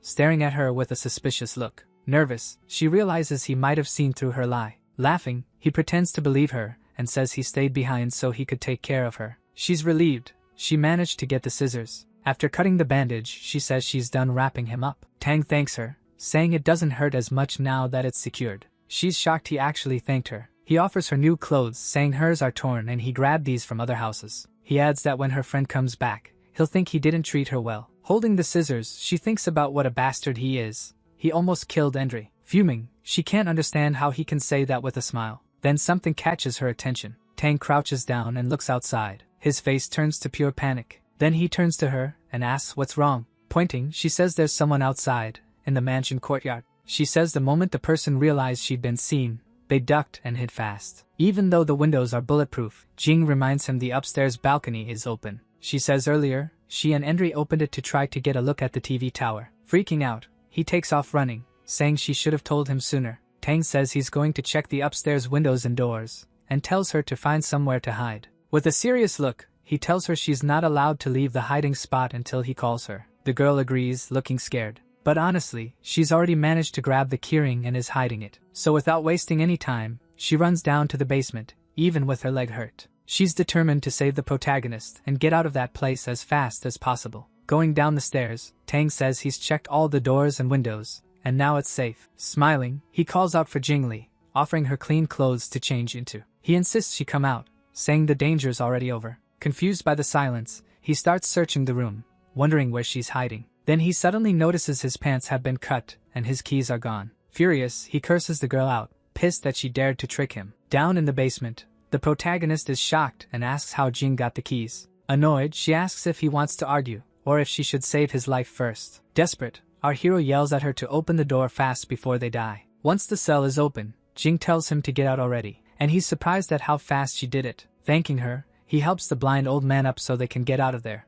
Endry warns them to watch where they step. The tied-up shooter begs them not to leave him behind and to untie him. If they won't take him, he asks them to just kill him now, because he doesn't want to turn into one of the undead. The protagonist reminds him that he tried to kill him earlier, and now he wants to be saved. With a grin, Endry picks up an axe and says it's not a bad tool. The man says Endry's right, but in the end, they didn't actually hurt him. He also says there's no way he could hurt Endry anyway, since he's badly injured and missing a hand. So our hero says he'll grant his request. With a quick motion, he raises the axe, ready to strike. To the shooter's surprise, he cuts his ropes instead of killing him. Our hero explains he only helped so he wouldn't turn into a disgusting monster like Tang. He warns him that next time, he won't care whether he finds him alive or dead. As the protagonist turns to leave, the masked man calls out to him. He tells him to stay away from the pharmaceutical company's headquarters if he wants the girl to live. Then the protagonist shuts the door, leaving the man alone. While they're escaping, the protagonist asks why he passed out from the drug and she didn't. Jing explains that the drug concentration in her blood is different from normal people's. She says the effects wear off fast,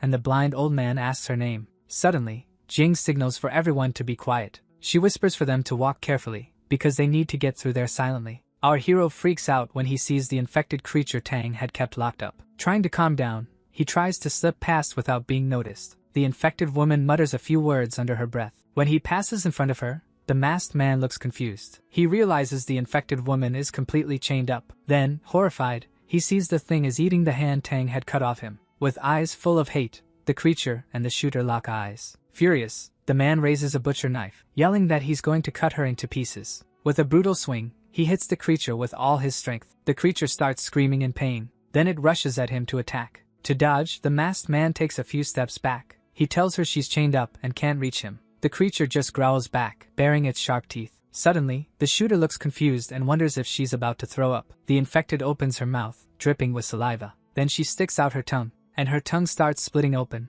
like it has a mind of its own. From that messed up mouth, the creature spits slime at high speed. At the same time, it shoots out a few spikes. Those things latch onto his body, and he panics. He's even more shocked when he realizes they start moving. Roots begin to grow, wrapping around his whole arm. Outside, while they're running, Jing asks Endry if he heard something. Supporting the blind old man, she looks back and asks what that noise was. Our hero wonders if the shooter got caught, and says they need to hurry. Suddenly, Tang shows up armed and yells that he finally caught them. Pointing the gun at them, he says anyone who messes with him has to die. Endry yells for Jing to be careful and shoves her, along with the old man, down to duck. He tells the girl to hide in the bushes, where Tang wouldn't be able to aim properly. While they're hiding, Tang starts moving around the courtyard to hunt them down. Pissed off, he yells that she's ungrateful and that she's the one who caused this whole mess. From their hiding spot, Endry warns that Tang is getting closer and that they shouldn't come out. Not knowing where they are, Tang fires arrows into the bushes. He says they better hide well,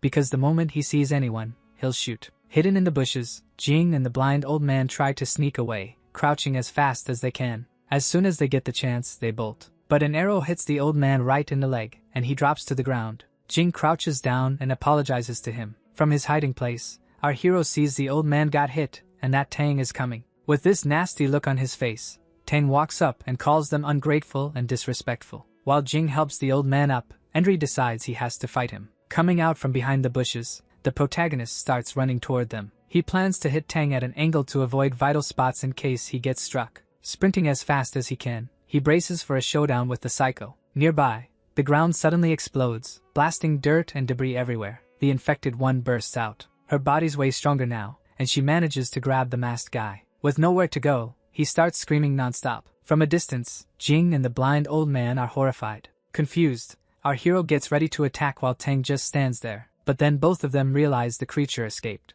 And in no time, she manages to turn the man too. Annoyed, the protagonist yells at the masked guy for being an idiot and drawing the monster's attention. Now, with two infected in the area, they rush in to attack. Panicking, our hero realizes they've been spotted and there's no way to run off with the others injured. They're really fast, and they'll catch up any second. Tang is confused, wondering how the masked guy got infected, since he was supposed to be locked up. Right then, Endry shouts for Jing to run, because there isn't much time left. He knows he can't handle the infected and Tang at the same time. Jing finds an open door and calls to Endry, telling him to hurry up and get inside. Our hero sprints for the door with the creature right behind him. As soon as they get in, the door shuts, leaving Tang outside, begging them to open it. Endry holds the door, trying to think of an escape plan. With no other option, Tang decides to use his crossbow. He aims at the infected. First he hits the masked one, but the creature's tough and gets back up fast. Even while running, the infected are already almost on top of Tang. Hidden inside, the protagonist praises Jing for being smart,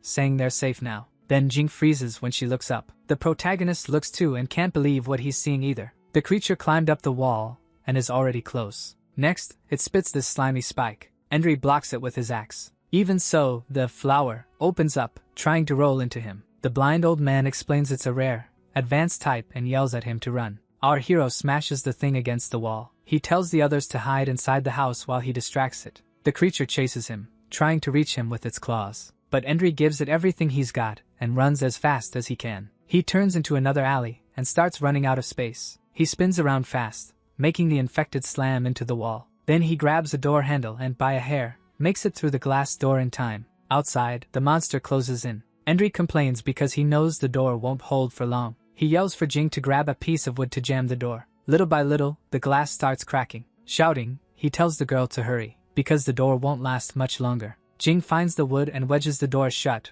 warning the others. But even with it jammed, they can tell it won't stop the thing. The glass is about to completely shatter from the monster's blows. The monstrous creature presses hard against the already cracked glass. Desperate, Jing asks what they're going to do, thinking they're trapped. The blind old man tells them not to panic. He says he'll be the bait, while the two of them hide and get ready to strike. Our hero questions the plan, saying if he misses, the old man will die. The man shows his fatal wound, explaining he's already at his limit. He says he can still be useful at the end, and tells them to go now because there's no time left. The old man reveals he knew Jing's mother back when she was still pregnant. He calls the girl by the codename Go-To, leaving her totally stunned. As the door starts giving way, Jing asks if it's true that he knew her mother. The man says his fate was to find her and apologize for everything. With one final crash, the glass in the door shatters into countless pieces. The monstrous creature finally manages to get inside. The monster charges in, and the old blind man yells for the young guy to attack right then. With all his strength, the protagonist rushes forward. He lands a hit right in the middle of the infected one's head.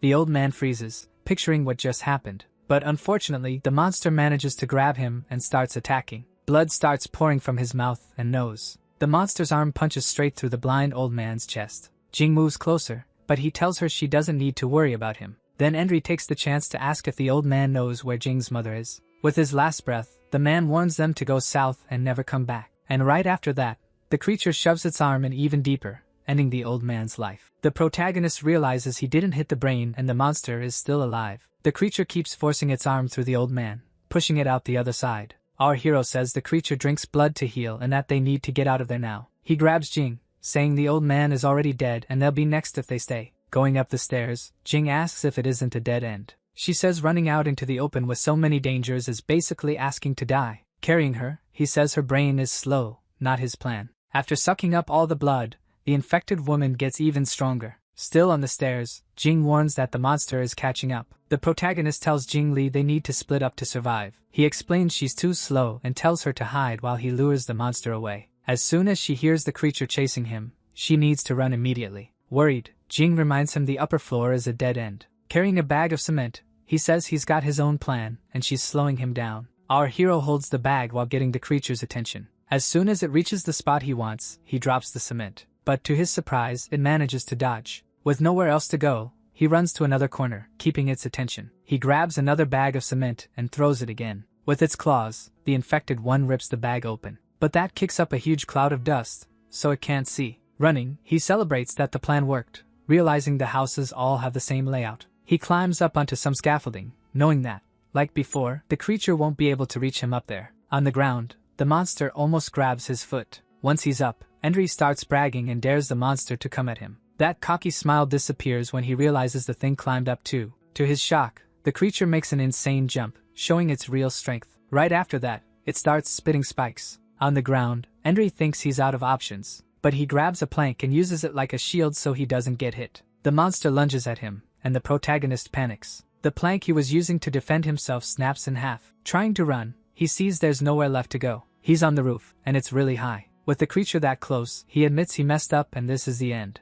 The protagonist almost gets nailed in the head by a brutal strike. But when he opens his eyes, he realizes the tongue didn't reach him. Jing shows up and grabs the monster's chain, yelling for him to get out of there. The creature gets yanked back by the chain, which is hooked to its collar. He scolds her for following him, but she yells that she can't hold on anymore. With insane strength, the monster whips itself forward with a twist. The force of the pull makes Jing lose her balance. She gets dragged along and ends up falling off the roof. Still holding the chain, the girl drops while screaming. The protagonist freaks out when he sees what happened. But halfway down, the chain steadies. The monster tries to pull back so she won't fall all the way. Even so, her body gets jerked around, and she ends up hanging there, trying to climb back up. Furious, the protagonist calls it a freak and says it's not going to hurt Jing Li. With a wooden plank, he tries to smash the thing. On the first swing, the infected one dodges. Right after that, it opens its mouth to spit spikes, but Henry quickly winds up another hit. This time, he cracks the monster in the head and says he's going to crush its tongue. The blow stuns it, and the creature starts screaming. With its mouth injured, it thrashes around in pain from the brutal hit. Getting ready to kick, our hero puts all his strength into it, and with his foot in the creature's face, he grabs the axe that was stuck in its head. Then he starts yanking the weapon out, trying to pull it free from its guts. Finally, he manages to rip it out, leaving the infected woman groaning in pain. Now, with something sharp, he gets ready to shut her up for good. But hanging there, Jing warns that she's still there, being held up by the chain. Henry hesitates, because he knows if he kills the monster, it'll fall, and Jing will too. Meanwhile, the creature keeps holding on with its claws. Jing tells him to let the monster climb up. With her body almost reaching the balcony, she asks him to let it come up a little more. As the creature climbs, he gets ready to attack. Jing swings herself toward the balcony and tells the protagonist she made it. He yells her name, ready to strike the creature that just reached the top. Finally, she says she managed to grab on and get onto the balcony. Screaming for the creature to go to hell, Henry readies the final blow. With all his rage, he raises the axe, ready to end it. Meanwhile, the other infected is still alive, but then an arrow goes straight through its head. The one underneath it was Tang.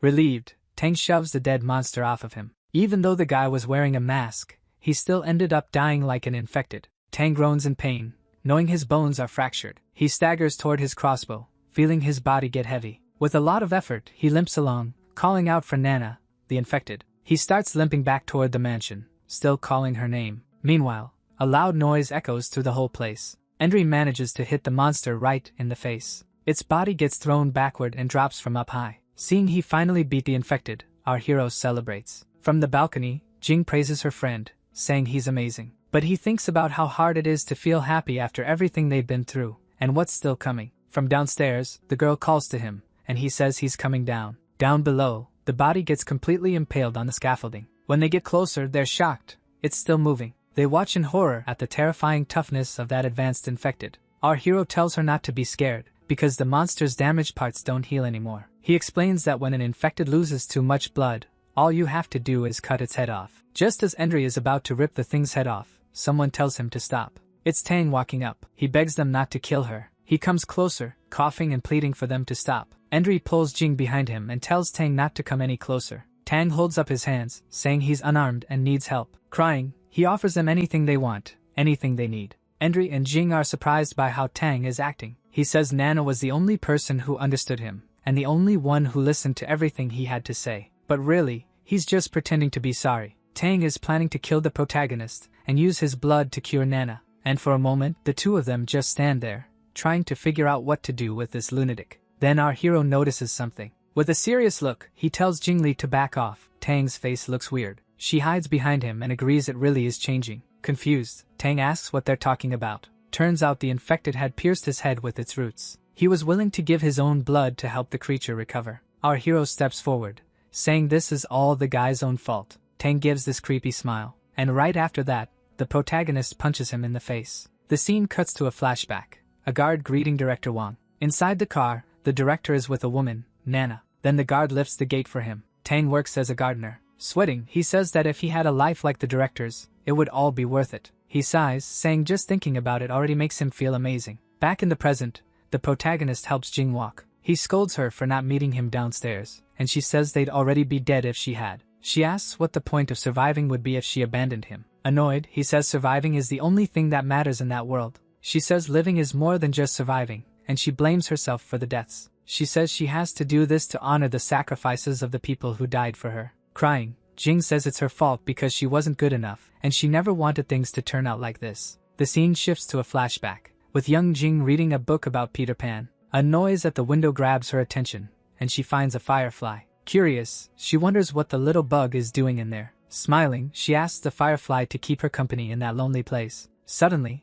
Dr. Chin shows up and crushes the firefly with a book. Annoyed, the doctor scolds her for bringing outside things near her. Commander Hai appears and apologizes, saying it was his mistake. The doctor warns him to never bring that kind of thing again, because Jing Li needs to be safe. That really hurts Jing. Crying, she asks why the firefly had to die for no reason. Hai comes over, worried, and asks her to stop crying. Back in the present, Endry gets irritated and asks why she's crying when she says she wants to be stronger. She wipes her tears, and our hero says he'll teach her how to get stronger. With her eyes full of hope, she asks if he's serious. He says they can start tomorrow, because if she gets quicker, he'll live longer. After all, she already saved him even while she was hurt, so she can do way more than that. They make a pinky promise to never change for 100 years. In the bathroom, Jing gets ready to cut something with a pair of scissors. With a snipping sound, locks of her hair fall to the floor. While she's cutting it, Endry asks why she's taking so long. She asks what the rush is, saying they can watch the TV station from right there anyway. He tells her to get dressed. He found some clothes in the basement for her to wear. When she opens the door, she comments that the shirt he found is a little small. With new clothes and her hair braided, she says she feels more comfortable now. Blushing, he looks at her hair, and she explains she cut it so it won't get in the way. Then she asks if there's anything else they need to bring. He says the basement was like a treasure chest, full of essential supplies for them. He hands her a smaller,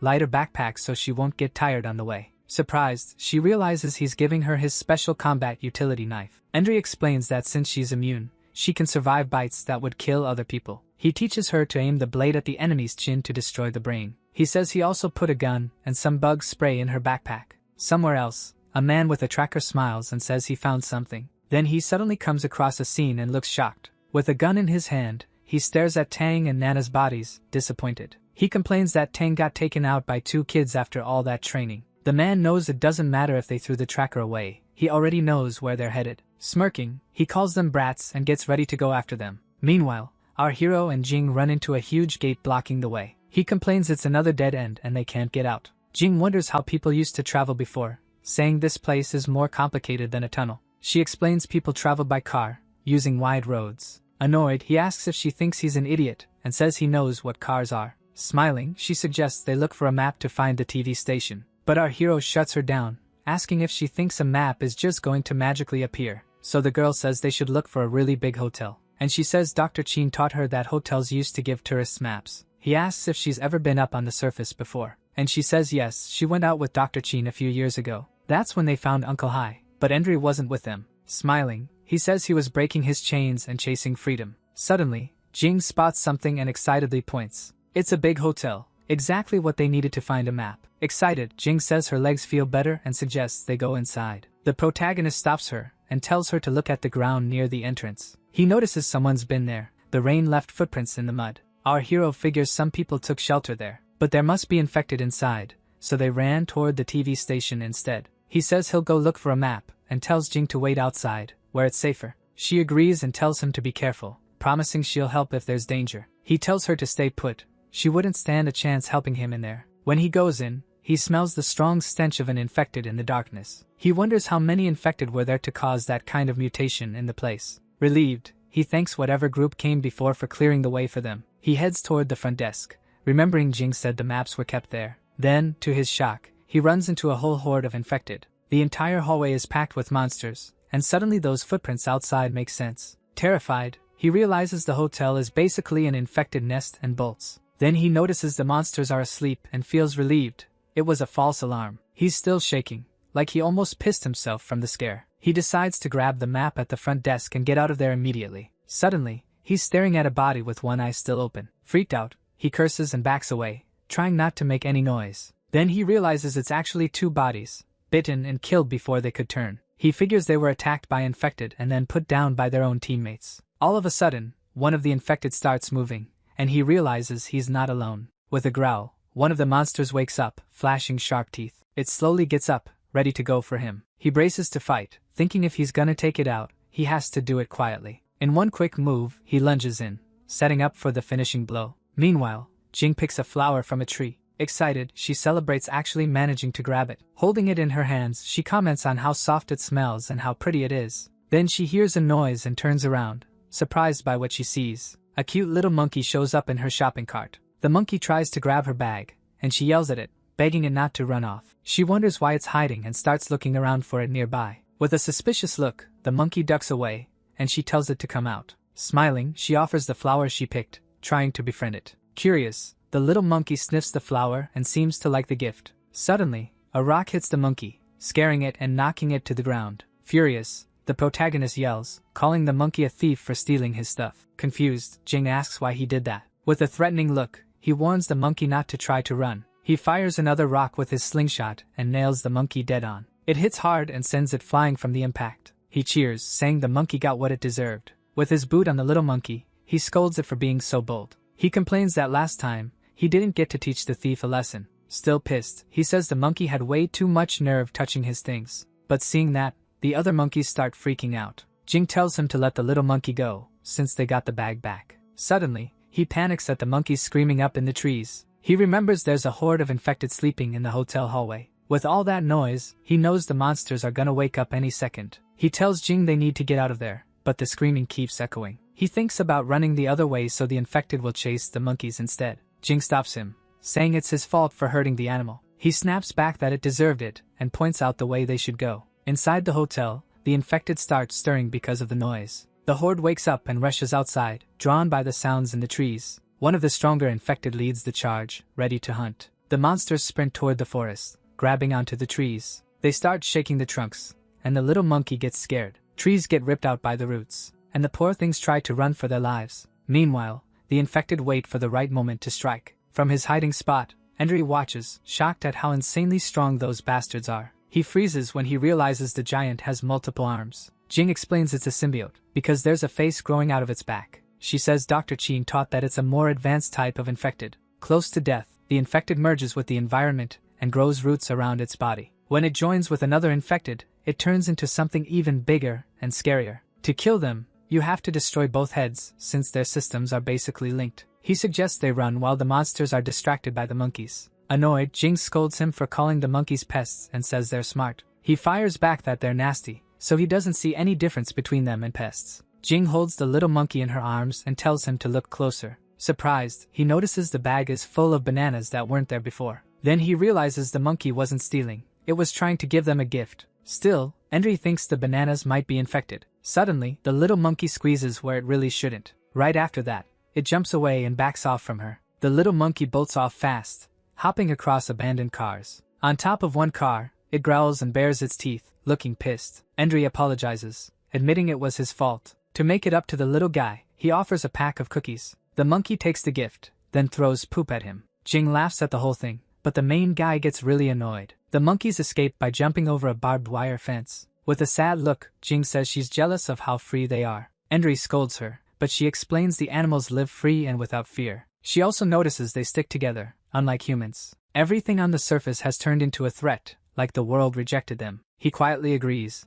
wiping his face with a tissue. He admits he used to think the same way before he met Jing. With the map in hand, he says he finally gets why the others sacrificed themselves for her. He admits that in such a depressing world, she might have been the hope they needed. He calls Jing over to cross a barrier made of abandoned cars. He says that without the map, he never would have found that route. With the path marked out, they head toward their destination. Relieved, he says they're finally on the right track. He says once they cross the bridge, the TV station will be really close. Jing tells him to look up and points. She says she can already see it. Excited, she takes off running toward the bridge and the station, cheering. He scolds her, telling her not to run and to watch what's up ahead. On the bridge, they spot some people near the border sentry post. A man is arguing with the guards, saying he needs to cross with his gun. One guard says he's not getting in unless he hands it over. The guy, pissed off, curses and says nobody has the right to block him. The guard glares, gripping his weapon, ready to react. Suddenly, a woman grabs the guard's hand, stopping the fight. Smoking a cigarette, she says there's no need for trouble there. She says they're security forces, not bandits,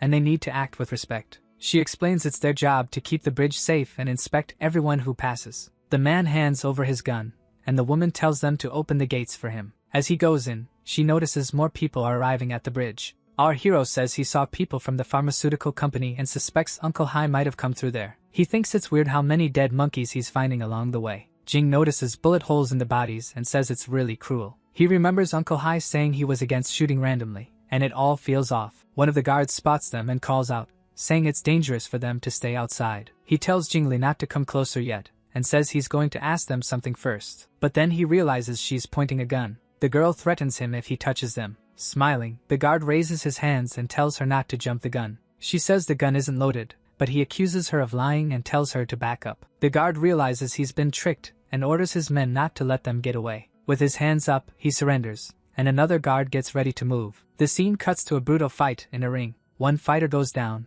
and the winner is announced. The crowd goes wild for the Emperor of the Iron Fist. The champ, a masked, muscular man, raises his arms to celebrate. One of his guys yells that he's unbeatable. The masked leader, Nye steps forward with an intimidating presence. He orders his men to throw the prisoners into the truck and bring new shoes. Grinning, one of the men agrees and gets ready to do it. Another guy talks about how successful the last few days have been, and how smart it was to pretend to be pharmaceutical staff. Someone else says he loves the bridge, and would live there because it's been so good. In a cell, a bunch of people are locked up, and a thug asks who's next. One man grabs a prisoner by the arm and yanks him hard. He says there's no point hiding and orders everyone to kneel and wait. In his room, the boss smokes a liquid that his subordinate says is really strong. He feels it hit immediately. His eye turns red and dilates, and he breathes out pink smoke. In the middle of hallucinations, he hears screams and realizes someone's coming. The new prisoner gets shoved forward while the woman threatens him with a power drill. Angry, he asks why he's being threatened and says he already handed over his gun. Smiling, the woman says that as compensation, she'll tell him how to get across the bridge. She takes him behind a curtain, saying he has to win a boxing match. With a blink and a wink, she says that if he wins, he can grab his stuff and leave. One of the guys mocks him, saying he was worried there wouldn't be anyone for the boss. Breaking out in a cold sweat, the prisoner asks who he has to fight. Through the smoke, the masked boss growls, ready to throw down. Outside, the guard trades shots with Jing and Endry. He realizes the girl doesn't know how to use the gun. Trying to dodge, our hero trips and falls right on top of Jing. He realizes they need to get out of there fast, so they keep hiding between abandoned cars. The guards order the gates opened and tell them not to let the two escape. Endry asks how she knew the guards were fake. Jing says she noticed the kind of gun they were using, and she knows those are meant for humans, not infected. The protagonist says he's pissed, and she agrees, saying they're cruel. With the gates open, the enemies are sure they're going to catch them. They're hyped and itching to use their weapons. The leader asks about the gunshots she's hearing, and one of the men says it's probably just others having fun. Smiling, he says not to worry, someone's just practicing. Annoyed, she scolds them for shooting blindly in broad daylight. With a deadly look, she threatens them and orders them to go deal with it immediately. The men agree and run off. Still irritated, she complains she can't even watch the fight in peace because of them. Back to the fight. The prisoner says his body is trained. He even calls out the big guy to come at him first. Meanwhile, the guards realize the protagonist and the girl have disappeared, so they decide to split up and search. Hidden, Jing whispers that the guards are getting closer and closer, but Endry has a plan and says he'll distract them. One of the guards comes up, thinking he's found them, but when he looks back, there's nothing there anymore. Then Endry pops up with his slingshot, catching the guy off guard. He aims right at his face and fires a stone. The other guard is shocked by what happened and wonders how Endry even got there. Pissed, he curses and gets ready to attack with his gun. He fires in their direction, asking where they think they're going to hide. Jing gets ready to attack. Endry tells her to aim to kill, because if she hesitates, they'll both die. So the girl gets ready to put the plan into action. Hearing the screams, our hero thinks Jing managed to do it. He celebrates that Jing did her part and that the other guard is the one screaming. But then he realizes it was actually her who got caught. With a machine gun pointed at Jing, the man tells Endry to let his buddy go. The poor girl had even managed to hit him in the shoulder with the spike, but it didn't do any serious damage. Our protagonist gets frustrated, because he told her to hit an artery. Angry, the guard says his friend is already dead and he needs to avenge him. The protagonist yells that the guy only passed out and threatens him, telling him not to come any closer. The guard agrees to a hostage swap, but plans to grab the boy's gun as soon as he can. Jing realizes he's just buying time and warns Endry. He says he knows, but he doesn't have a choice since she's been taken. The other guards find them and realize something's wrong. They see one of their own being held hostage and get ready to help. With reinforcements showing up, he and Jing worry about what's coming next. Smiling, the guard says his buddies are here and nobody's getting out. Suddenly, he's hit by an arrow and drops to the ground, screaming in pain. Confused, he wonders where the arrow that hit him in the back came from. Jing is shocked to see the man on the ground with an arrow stuck in him. Endry yells at her to be careful. There are still more people on the bridge. He tells her to hide near the cars so they won't be seen. He says they're trapped and tells Jing to grab the fallen guard's gun.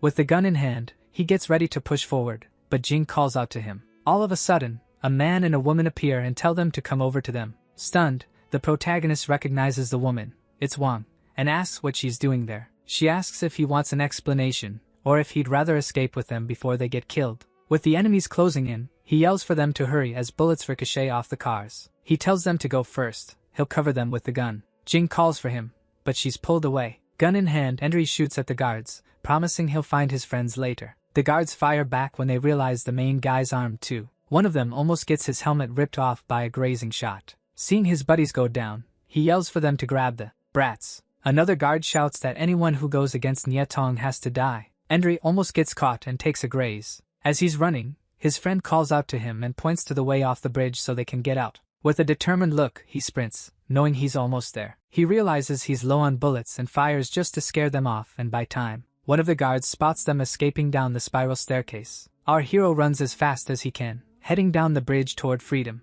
Wanshu asks the girl for her gun while Endry heads down. Then he helps Jing dodge a shot. One of the guards says to ignore the ones below and kill whoever's shooting. With a fierce look, Wanshu fires at the guards with perfect aim. One of the men gets nailed in the head and drops dead. The other guy yells his name and grabs him before he falls. Pissed off, he complains they thought they were just shooting monkeys. The other one tells him to shut up and says the kid on the stairs is about to get away. He grumbles that he can't see anything because the trees and the stairs block his view. The main guy says he's out of bullets, and they need to hurry. He braces himself on the ground, panting, trying to catch his breath. So they all run as fast as they can. The guards find them hiding behind the pillars and get ready to attack. They surround the main guy, saying he's lived long enough. The leader mocks them for giving away their position when they ran. Laughing, he shoots toward Endry, asking who's gonna die now. Jing warns Endry the enemies are closing in. While they're firing, one of them gets hit from behind. Shocked, they wonder how they got attacked from the back without noticing. The red-haired guy gets hit by an arrow and drops to the ground. Realizing it's a trap, the leader keeps shooting as his men get picked off. He gets hit by several arrows too and falls backward, wounded. Wanshu calls them idiots for falling for the trap so easily. On the ground, the leader threatens them, saying killing them means starting a war. Coughing, he keeps threatening them with revenge from his bosses. The archer steps on the guy's hand, cracking his fingers with a snap. He says the guy's trying to drag them to hell with him. The archer gets ready to shoot, saying he'll send him to join his friends. Desperate, the main guy yells for him to wait and not kill the man. He says the guy can't die yet because he has something to ask. On the ground, the man asks what he wants, shaking with fear. He asks if he saw a middle-aged guard with a beard on the bridge. He kneels beside him, pressing him for answers. The man says they took the uniforms, and the people they're looking for are right there. Patting his belly, he says the bodies are in there. The main guy is completely stunned by that. Laughing, the man says they're nothing but bones and nutrition. Now, furious, our hero grabs him by the collar and threatens him, telling him to say it again. The man says everyone who's passed through in the last 2 days got turned into food for them. He punches the guy in the face, knocking his glasses off. Angry, he yells that someone like Uncle Hai wouldn't get taken down by trash like them. He keeps hitting him, shouting that not even the monsters managed to kill him. Wanshu stops him, telling him to calm down and look at the guy. The main guy realizes the man's coughing and choking, barely able to breathe. With his last breath, the man says Nyetong will never die. With an arrow stuck in his chest, he says all humans will die. The archer says he's still not mature and loses it whenever his dad comes up. He says Guahai would never fall for imposters like that. Surprised, Jing asks if Grandpa knows Uncle Hai. The man explains he didn't recognize any of the pharmacy guards. He says that's how he knew they were fake. The other guy says that thanks to Oil Bao, they didn't fall into the trap. Jing asks who these people are pretending to be security forces. Wanshu explains they're from the Nyetong group, led by Nye Zi and Tong Zi. Their underlings are a bunch of crazies who commit crimes and don't care at all. With the underground city in chaos, they're taking advantage of it to loot. He says the bridge is the only way south, so they control it. Endry figures out they posed as guards to trick the refugees.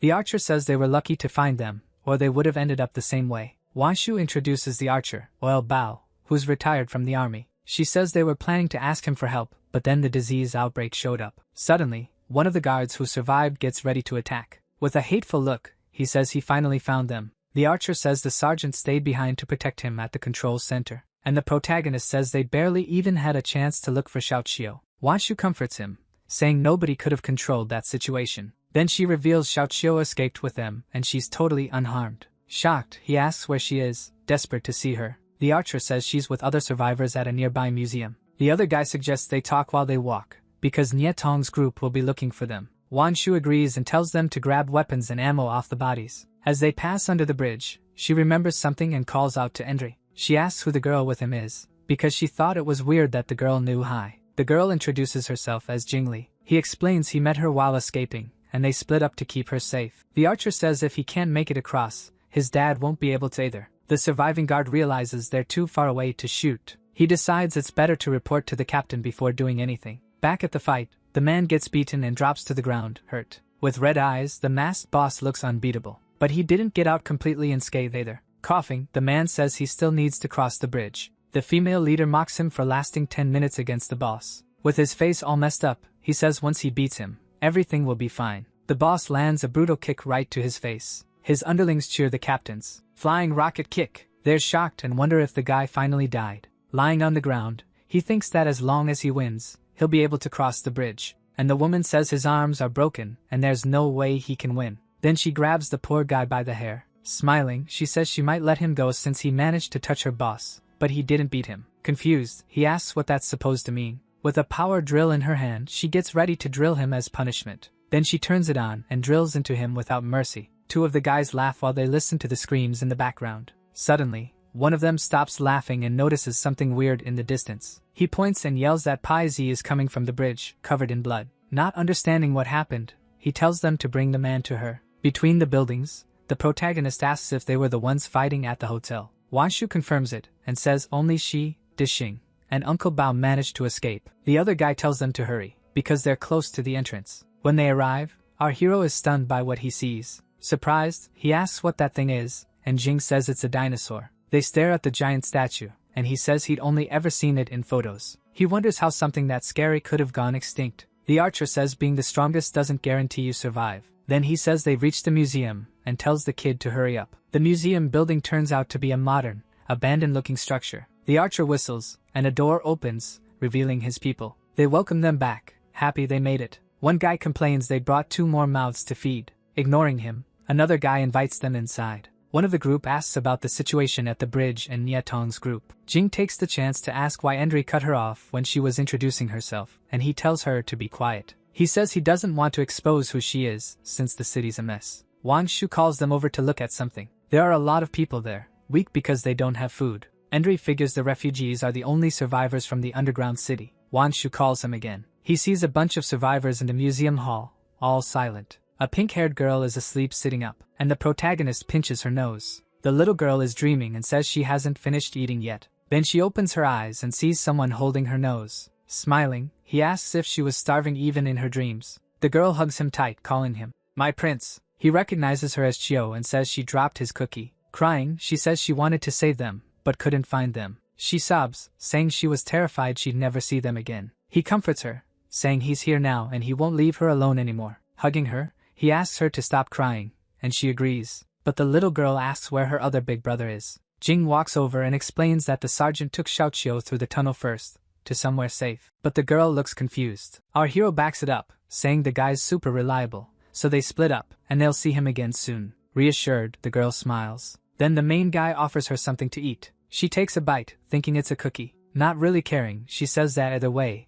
it tastes good. He tells her to eat quickly so other people don't see. But Jing says they've got enough food in the backpack to last a while. Suddenly, a bald kid snatches the cake out of Xiaoqiu's hand. He bolts, yelling, "Finders keepers!" Wanshu just watches the awkward mess. But the kid gets caught halfway. Grandpa Bao is holding him up in the air, cussing him out and telling him to let go and give the cake back. The kid shoves it all into his mouth and says he's not giving back anything. Furious, Grandpa Bao threatens to smack the brat. A woman steps in front, begging him not to hit the kid. She apologizes for not being able to control her son and offers to pay for what he ate. Wanshu says to forget it, but Grandpa Bao won't let it go because the kid kicked him. Annoyed, Grandpa Bao calls the boy a little bastard. The mom pulls her son close while he cries. To get away, the kid slips out of his clothes and runs off, leaving Grandpa Bao holding an empty shirt. Wangshu says to drop it, but Grandpa Bao insists the kid needs discipline. Endry says everyone's starving since they just escaped from underground. Our hero shares food from his backpack,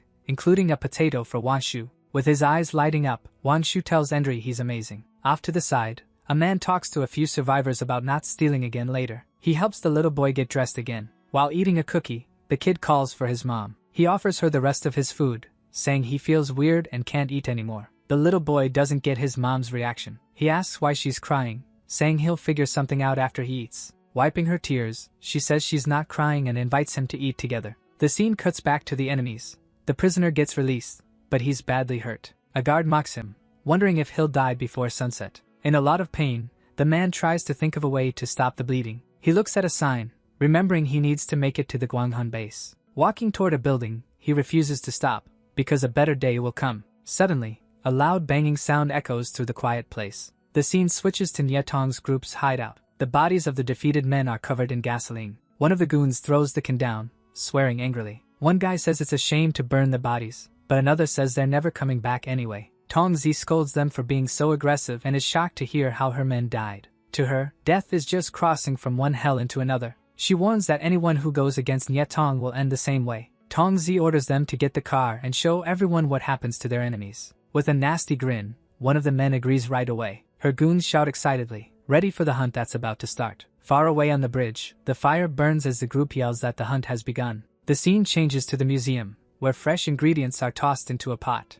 Wanshu says his secret soup will be ready in just 10 minutes. Grandpa Bao is impressed by Jing's backpack, stuffed with supplies and even a pot. Jing says Endry packed everything for the long walk to Guangzhou. She shows that the backpack also has water-purifying tablets and other useful things. Wanshu says he learned how to get by from Endry, who had great survival instincts. Looking for him, a man says Endry took his binoculars and went upstairs. On the museum rooftop, the main guy looks out over the city at dusk through the binoculars. In the distance, he spots the TV tower, but says he can't see it clearly. Adjusting the focus, he figures it's about a kilometer away. He wonders how they're supposed to get past the bandits controlling the bridge. As he watches the bridge, a voice says it won't let him go there alone. Washu shows up and says going alone is a no-go, suggesting they talk it over tomorrow. Awkwardly, he says Hai's deadline is coming up and his uncle would come looking for him, but Wangshu tells him to stop lying. She explains that Hai set the meet up for 3 days from now to convince him not to go save him. She reminds him that Hai fell into a pit full of infected,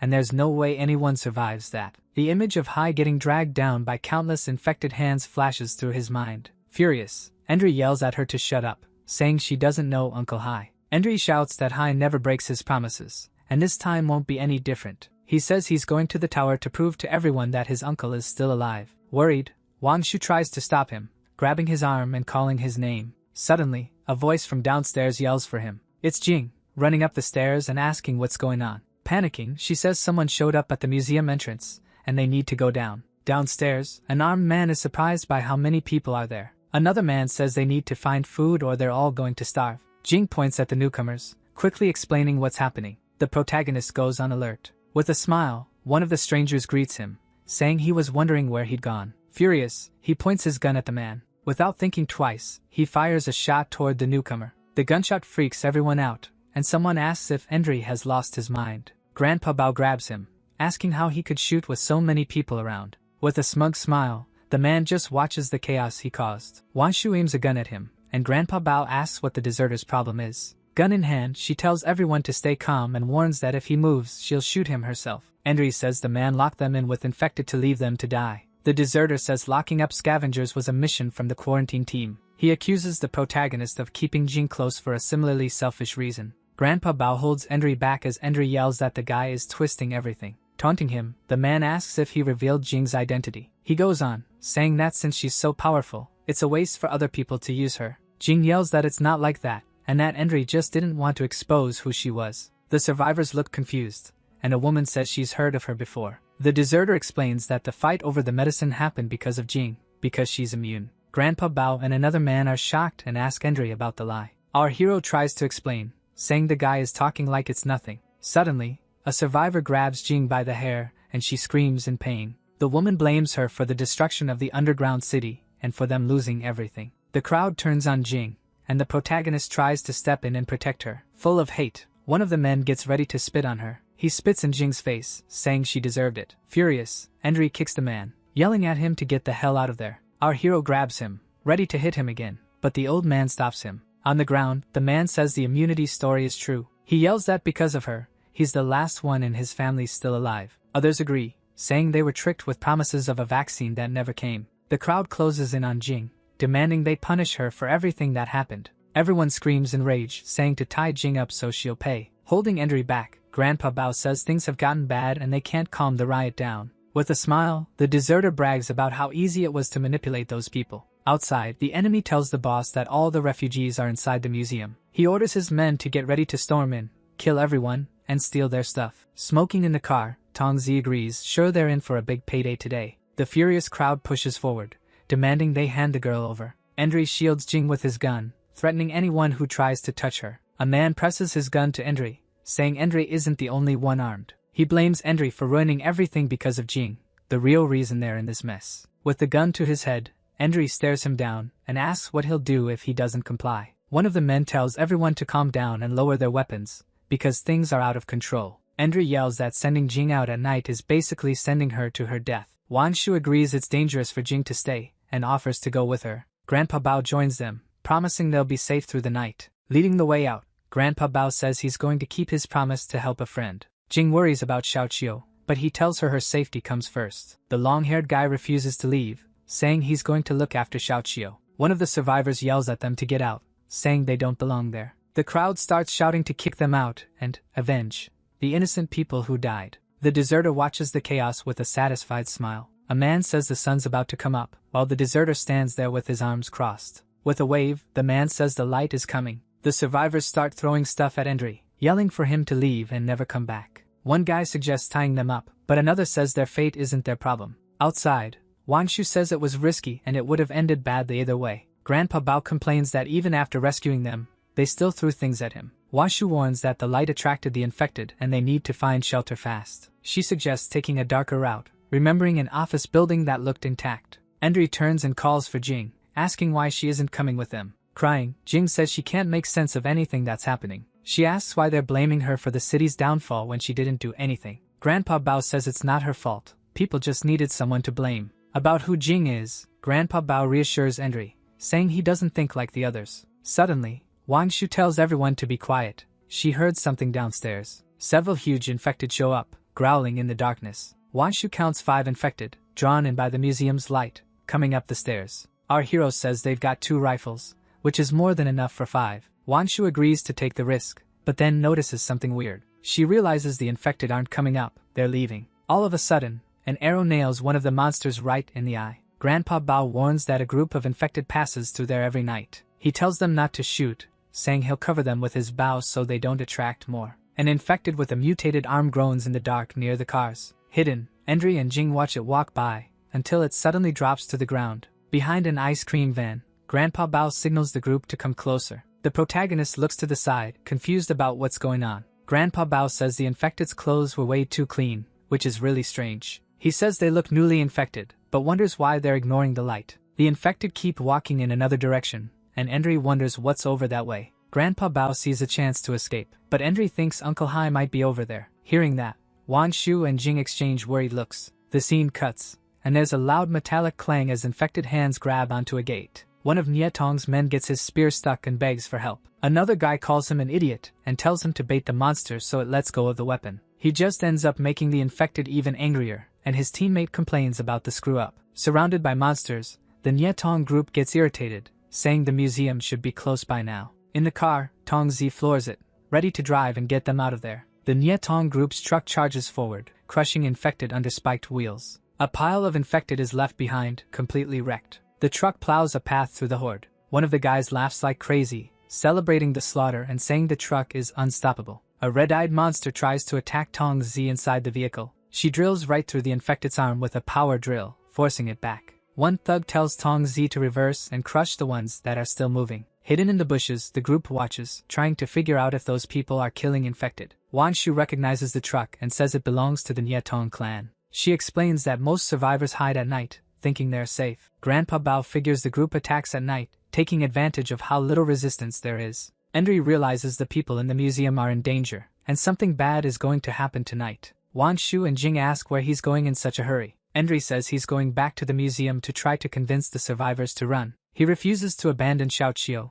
and he hopes his warning will make everyone apologize to Jing. The scene shifts back to the museum, where another group of survivors gathers around the fire. One of the men suggests they talk and trade information. With a grin, the ex-patrol guy says it's better if everyone shares what they know. One of the survivors asks if the instructions were to meet up at the bridge, and waits for an answer. Inside the museum, one guy worries about an attack from Nie Tong, but another tells him to keep his voice down because there are kids nearby. One of the men tries to stay hopeful, saying maybe the group pulled back, and he scans the area, tense. The deserter shuts that down, saying they won't give up on the immune girl and that trouble's coming, almost like he's enjoying everyone else being scared. A survivor snaps, asking if this isn't all just payback for what Guanghan did, and points angrily. Someone says the instructions were kind of vague, but on their end everything went fine, trying to calm everyone down. With a tight look, one of them admits he was there at the tunnel line. In a flashback, he explains that the people from Chixing wanted to sneak into Guanghan, and he lays out the plan in detail. A miner tells a man in a protective suit that a regular detonator won't work, pointing at the damaged equipment. A guard checks an ID and lets them through, while the guy in the suit waves, acting like everything's normal. The man complains to the guard about how uncomfortable the suit is, and the guard grumbles back. The scanner doesn't recognize the ID, and the man lies, saying he's new on the job, internally freaking out. A supervisor warns them the elevator's broken and they'll have to take the stairs, and the group moves on. The man thanks the supervisor for the heads up and keeps going, still wearing that fake smile. Suddenly, the guy in the protective suit attacks the supervisor from behind with a clean hit, and everything turns into chaos. On the ground, the supervisor asks what the guy is doing, totally shocked and struggling. The man says he got found out because the disinfection room wasn't supposed to be there, and he tightens his grip around the supervisor's neck. Holding him by the throat, he demands to know who they are and what they want in Guanghan. Unable to breathe, the supervisor thrashes and starts choking on the floor, begging for air. One of the suited men mocks the smell, laughing because he peed himself out of fear, and things get even uglier. Then, out of nowhere, the guy who was laughing gets his head blown off by a perfect shot, and everyone freezes. A miner with a flare gun accuses those Guanghan bastards of killing innocent people, and the anger explodes. Chaos breaks out. The guards shout that the miners have weapons and that it's a rebellion, trying to take control. One miner fights off a guard, yelling at him to let go, and the brawl spreads. The miner declares Guanghun's disease control center is done as of today, calling the people to rise up. He shouts that the people will be free and all their lives will be exposed, full of hate and guts. Then, unexpectedly, the miners' leader gets shot in the back. One of the guards curses at him while holding the gun, cold as ice. On the ground, the miner curses back, and the guards start yelling orders to kill everyone else, and the brutality comes right back. One miner gets shot while trying to yell that they're not traitors, and he drops without a sound. The supervisor cries and calls the miners bastards. Shaking with rage and tears, holding onto a line, he pulls it out. Attached to it is a vial of infected water. With the rebellion crushed, a guard decides to take the only surviving miner in for interrogation, and the tension still hangs in the air. He tells the man to relax. Then he suddenly notices something coming, and his face turns to panic. It's the miner's leader, now infected, and he lunges to attack. Back in the museum, the guy in the cap says all the soldiers got infected. He tries to explain that everything spiraled out of control, but someone else doubts the whole city could have fallen. The deserter confirms he saw infected in other areas too. It wasn't just one spot. The group leader realizes how bad it is, seeing just how hard everything went off the rails. He mutters that what came out of it was something nobody expected. The red-haired guy complains they lost the underground city and the immune girl too. With a steady look, one of the men insists she's not gone. The long-haired guy tells everyone to be patient, saying she'll come back. The deserter cuts him off, pointing at the door and telling him to look properly. He says there's no point waiting. The Endry group is already back at the museum. A survivor stares at them, calling them crazy for coming back. Grandpa Bao tells everyone to calm down and says they came back to warn them about the exits. Wan Shu warns that the Nietong clan found them and plans to kill everyone.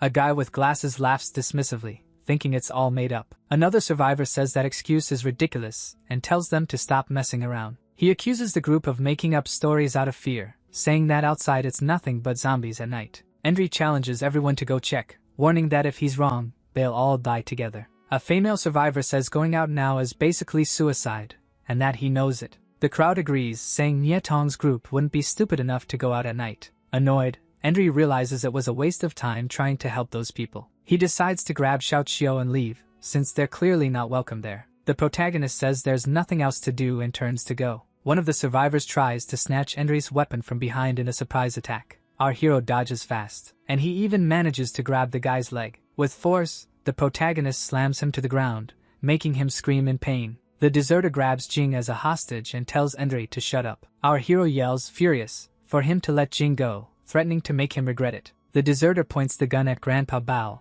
ordering Endry to shut his mouth. Holding Washu, he warns he won't show mercy if they keep resisting. Endry realizes that if he fights back, Bao dies right there. With his hands up, the protagonist surrenders and asks them not to hurt his friends. The deserter smiles and tells his men to take their weapons and keep an eye on the girl. He says their fate depends on the crowd, which starts yelling, furious. Surrounded, the survivors demand the group be killed, blaming Jing for everything. A woman tries to stop it, but someone else says anyone protecting that damn woman deserves to die. A man suggests locking them in a room, and the crowd agrees, shouting. Jing tries to warn them about the danger, but she's told to shut up and ignored. They get more and more blinded by rage. Not understanding, Jing wonders how it all got to this point. Endry looks at her and asks if she still thinks it was worth trying to save everyone. Pushed along by the crowd, a man orders them to keep walking and not look back. In the middle of the chaos, Xiao Qiu feels sad seeing all of it. The guy with glasses suggests tying them all up in the bathroom so they don't waste time, and they stay by the door, sure nobody's getting out of there. Jing pounds hard,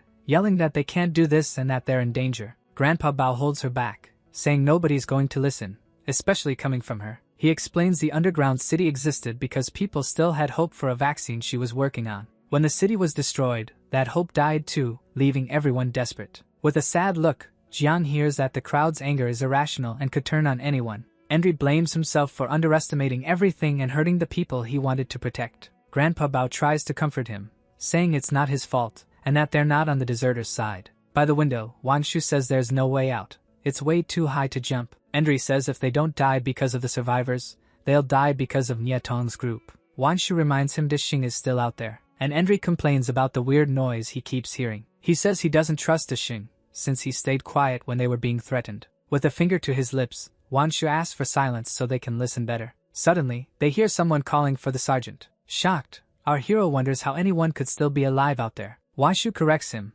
saying it's Xiaoqiu using a secret code only they know. From the window, Wang Shu shouts her name, and Xiaoqiu answers that she found them. The little girl says she can't get past the guards and needs to think of a way to help them. Desperate, they ask if she's figured out a plan to get them out. Xiaoqiu admits she hasn't thought of anything and asks if they have any ideas. With no answer, the two of them go quiet, with no solution in sight. Grandpa Bao covers his face, frustrated that there's still no escape plan. He says if nobody has an idea, he'll talk to the girl himself. With a slight smile, he says he's seen things young people can't even imagine. Outside, the deserter whistles, calling his group back. One of the men returns, and he asks how the search outside went. The man hands over the binoculars, saying it was too dark to see anything. He says he didn't spot any infected, which is weird for that time. They realize the girl was telling the truth and Nietong's group really is out there. The long-haired guy says he knows Nietong's group and they need to get ready. The deserter says it won't matter. The glass walls won't stop bullets. Sarcastically, he says Nietong's group is going to wipe them all out easily. The other group's leader replies that they only need to worry about keeping Jingli. One of the men asks if the others matter, and the leader says they're worth nothing. He tells the men to hurry up and get the girl out of there as soon as possible. One of the survivors complains that the group guarding the gate just left.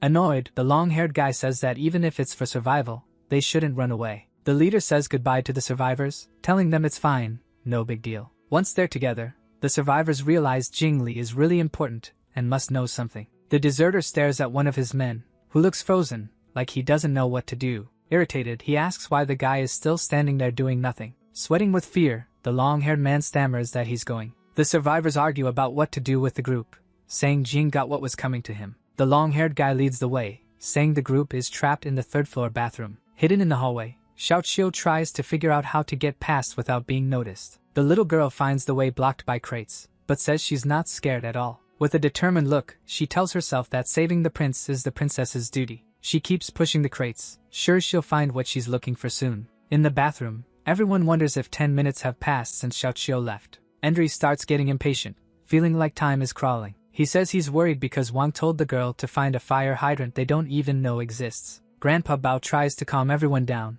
explaining that fire hydrants are required in big buildings. The image shows a fire hydrant, complete with a hose and a safety extinguisher. Grandpa Bao says the 20-meter hose is exactly what they need to get out of there. Waishu jokes that he never thought the old man's brain would be this useful. Jing says he hopes they can warn the people downstairs, but Endry doesn't even respond. Suddenly, Xiaoqiu's voice echoes from the ceiling, and Endry cheers, happy she's back. The little girl says she found the hose in the hallway and got her face all dirty. She says she tested the hose and promises it's ready for them to climb up. The main guy asks for help pulling the hose into the bathroom. With a firm grip, he yanks hard and confirms it's really secure. Endry tells Grandpa Bao to climb up first, then help pull the girls up. Grandpa Bao asks for silence, saying he can hear people talking outside. One man asks why they came up there, and another says they're switching shifts. The guy with glasses thinks it's weird, saying the shift change shouldn't be until later. The newcomer explains there was an argument, so they called someone more experienced. With a friendly smile, the guy with glasses offers to handle it.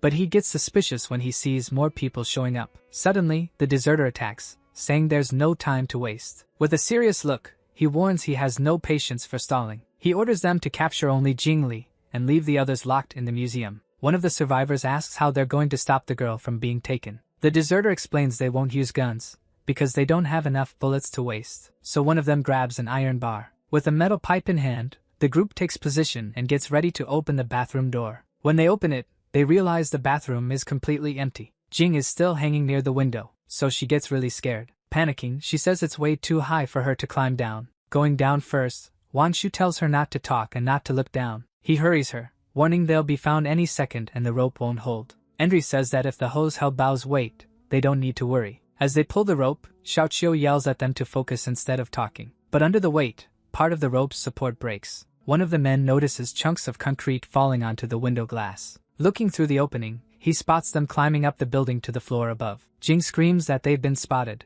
and a man aims his gun at her. From the floor above, Endry reaches out and tells them to pull Jing closer. The man shouts orders to block the stairs and go get them. The girl lands on a lower floor, shaken but relieved to be safe. The group regroups, and Jing apologizes, saying her legs are weak because of the height. Endry helps her up, saying he'll help her recover. Grandpa Bao says they need to hide, because they don't have enough people to fight. The deserter sends a shooter to each side of the staircase, and the rest follow him. He orders them to check the bathroom, saying it's a good place to hide. One of the men carefully opens the bathroom door, ready for anything. Shocked, he swears when he realizes there's nobody in there. The group searches everywhere, but they can't find anyone, since the doors are locked. One of the men figures they couldn't have climbed down, because the rope is still there. Using a flashlight, he spots footprints in the dusty floor. Following the tracks, the group moves down the building's dark hallway. The prints lead to a door with shattered glass. The deserter and his men grin, sure they've found them. He says he only wants Jingli and doesn't care about the others. From inside,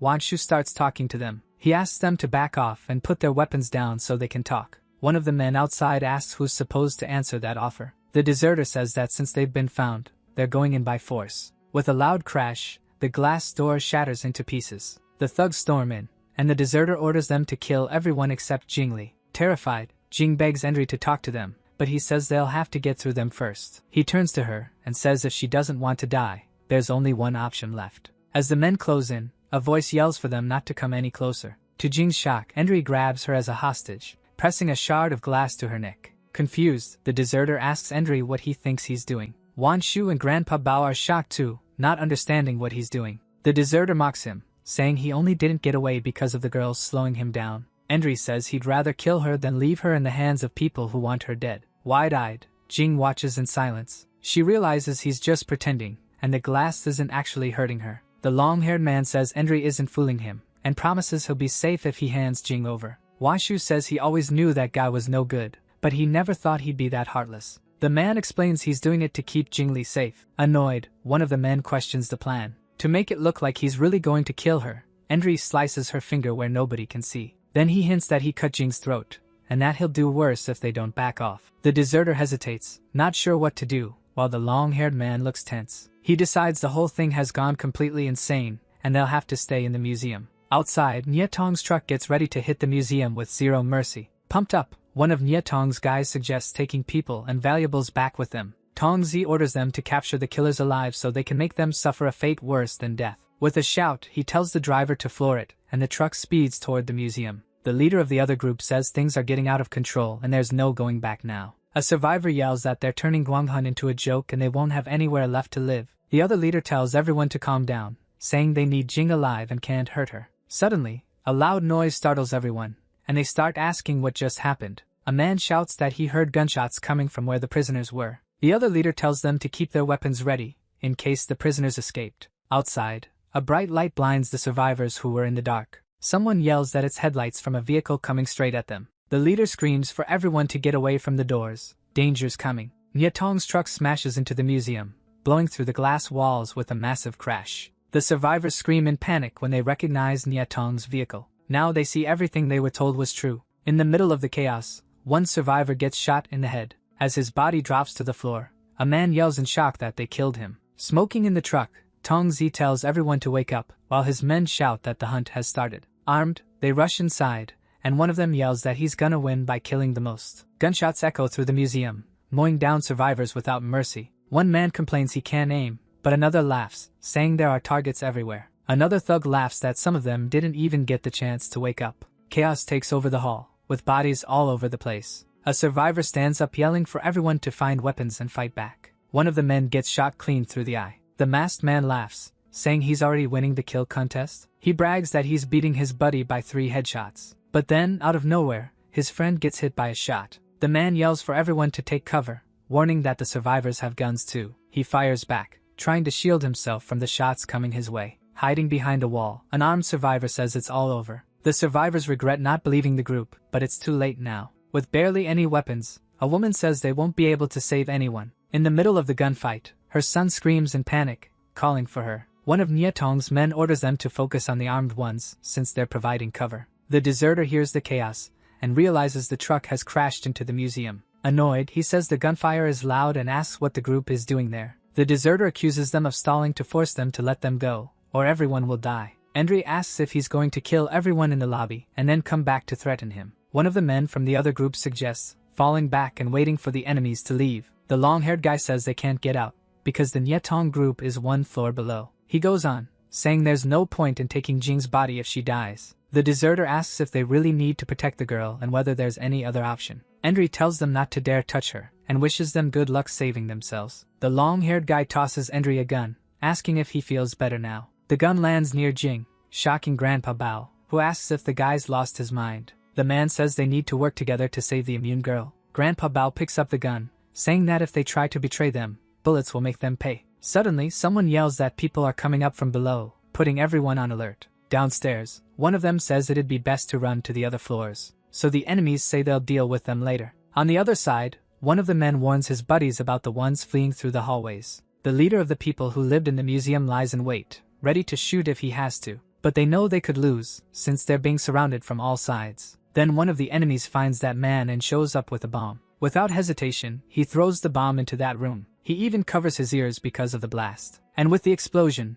everyone in there gets hurt. One of them asks if the others are okay, but the leader says he can't really hear him. The worst part is when he looks at his leg and realizes a chunk is gone. Aiming his gun, the enemy says it's over for them there. Then the pink-haired woman tells them to look for survivors and bring them to her. A man orders them to bring any working fans and anyone alive they find. The thugs go into a dark room, sure they won't be found if they hide. Hidden with Jing, the group hears the men getting closer, and Endry tells everyone to be quiet. Jing begs not to be hurt as the thugs move toward them. One of the men gets hit by a shot and drops dead, giving away the hiding spot. The thugs notice the door has been forced, and that there are people inside. With guns raised, they get ready to go in and find whoever's hiding. They decide the room is a dead end and order the place searched again. One of the men finds a small gap in the stone wall. Peeking inside, he says there are only tables with stones on top. They decide to go back and check the room's entrance one more time. Still hiding, Endry and Grandpa Bao realize they won't be able to stay hidden much longer. One of the men asks for a boost so he can climb up and look at something that caught his eye. Heart pounding, Endry realizes they're screwed. They've been found. The enemy points to the spot, while the deserter is hiding right above. Holding his gun, he tosses it to draw the thug's attention. The gun ends up landing near a few men who were hiding. Now they have no way out. They're going to be found. With nowhere to run, one of them grabs it and gets ready to shoot. But before they can even do anything, they're taken out. One of the enemies gets pissed, because his buddy had said the room was empty. He orders them to search the bodies and head back to the museum's main lobby. With the area cleared, they get ready to leave, since the others have already come back. Relieved, Endry says it was a false alarm and that they're safe for now. Noticing the grime on her neck, Jing decides to ask Endry something, but he signals for silence, holding a finger up. Other fugitives thank the men who were hiding, because without them they'd be in trouble right now. But the deserter is irritated, because now he's without a gun. A man comments that the lost gun was well cared for and had some custom parts. Another guy offers to trade a shotgun for 5 packs of ammo. One of Nye Tong's goons asks what's going on upstairs, but they didn't find anyone. Shocked, Nye Tong's leader wonders how it's possible they didn't run into them. He figures that since the backpacks weren't taken, they've still gotta be inside the museum. Tongzi says it's hard to find someone in a place that big, with all those hallways. She stomps out a cigarette, and says it's better to just wait for them to come out on their own. The group's leader walks up to that mom and her kid. Drill in hand, she says she's doing a good deed, starting with the boy. Several people, already dead, are scattered through the corridors. The long-haired guy says Nye Tong's goons have already come down. With a makeshift weapon, the old man tells the deserter not to move. The deserter taunts him, saying a wolf without claws can't eat anyone. With the weapon pressed to the back of his head, the deserter gives in and says he'll back off. The pink-haired woman yells at the new prisoners, accusing them of killing her people. The girls are stunned when they hear that. Endry watches as Tongzi says the survivors could have worked for them. She goes on, saying that now they're forced to die for the sins of that scum. A wounded survivor apologizes, saying he doesn't know how he's supposed to believe them. Tongzi points the drill at his head as he begs for mercy. With a scream, she drills into the man's skull. Another survivor screams in horror at the brutal scene he just witnessed. Tongzi yells that she's not kidding, and that she's going to get revenge on whoever killed her men. Desperate, a man offers to help the group and go up the stairs. But the woman doesn't let the poor guy get away unharmed.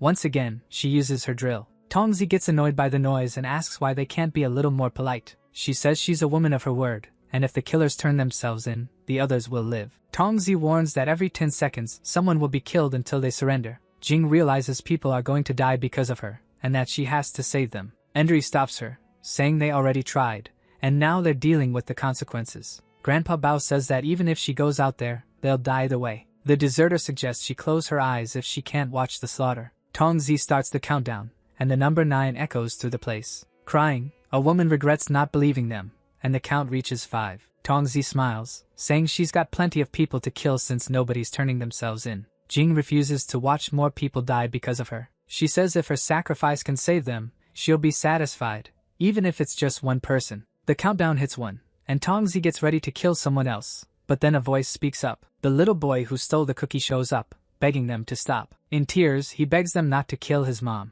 Tongzi mocks him for hiding and tells him to come down to her. Jing tries to go out, but Wanshu stops her, scratching her arm. She scolds her, saying any interruption now will cost everyone their lives. With a serious look, Endri says her attack was a perfect 10. Tongzi says the kid's brave, and that the whole thing kind of moved her. The boy's mom begs them not to hurt him, saying he's still just a child. Tongzi offers a deal, giving the boy a chance because of his courage. She tells him to pick one person from the crowd to die instead of his mother. The prisoners look at each other in fear as Tongzi says his mom will be safe. The countdown starts again, and the prisoners get more and more terrified. At 5, the little boy raises his hand, shaking. Crying, he says he can't make the choice, and his mom is crushed. Tongzi says kids have the right to make their own choices. She pressures him, asking if he'd rather his mom die. The count hits 2, and the boy's mom closes her eyes, bracing for the worst. At the very last second, the boy chooses and points at someone in the crowd. Sobbing, he says he picked and begs them not to let his mom die. But he's shocked when he opens his eyes. Tongzi says it was too late,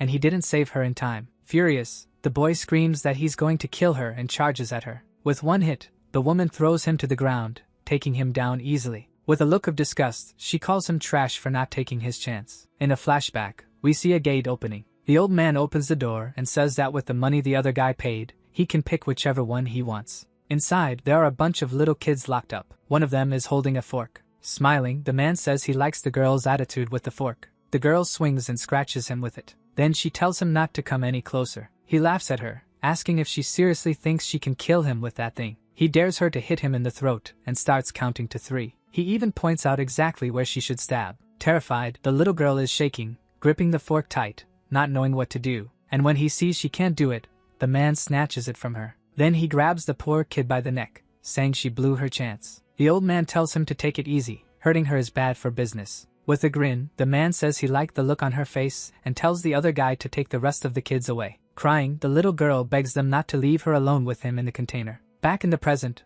the boy is crying hard for his mom. With her face all dirty, Tongzi watches with this cold, calculating stare. She orders them to grab whatever they can and toss the remaining prisoners in the trunk. One of the goons questions it, but she says they already killed 3, and the rest won't make it out alive anyway. With a nasty smile, she says that if they don't cross the bridge, they won't last more than 3 days. The deserters group looks over the museum lobby, now quiet and dark. One guy suggests looking for survivors, but another just wants to get out of there ASAP. Suddenly, he steps on a wire and sets off a trap. There's an explosion, and the blast throws him back. The deserters group realizes he stepped on a mine and got completely torn apart. When they check what's left, they see shrapnel hit his skull, and that there are more traps around. They spot another stretched wire with a piece of cloth tied to it, marking yet another trap. Looking down, they realize Nietong's group was sneaky and left traps everywhere. One of the men says the rumors about Nietong having heavy firepower were true. Using a flashlight, they look up and find the little boy tied up and gagged.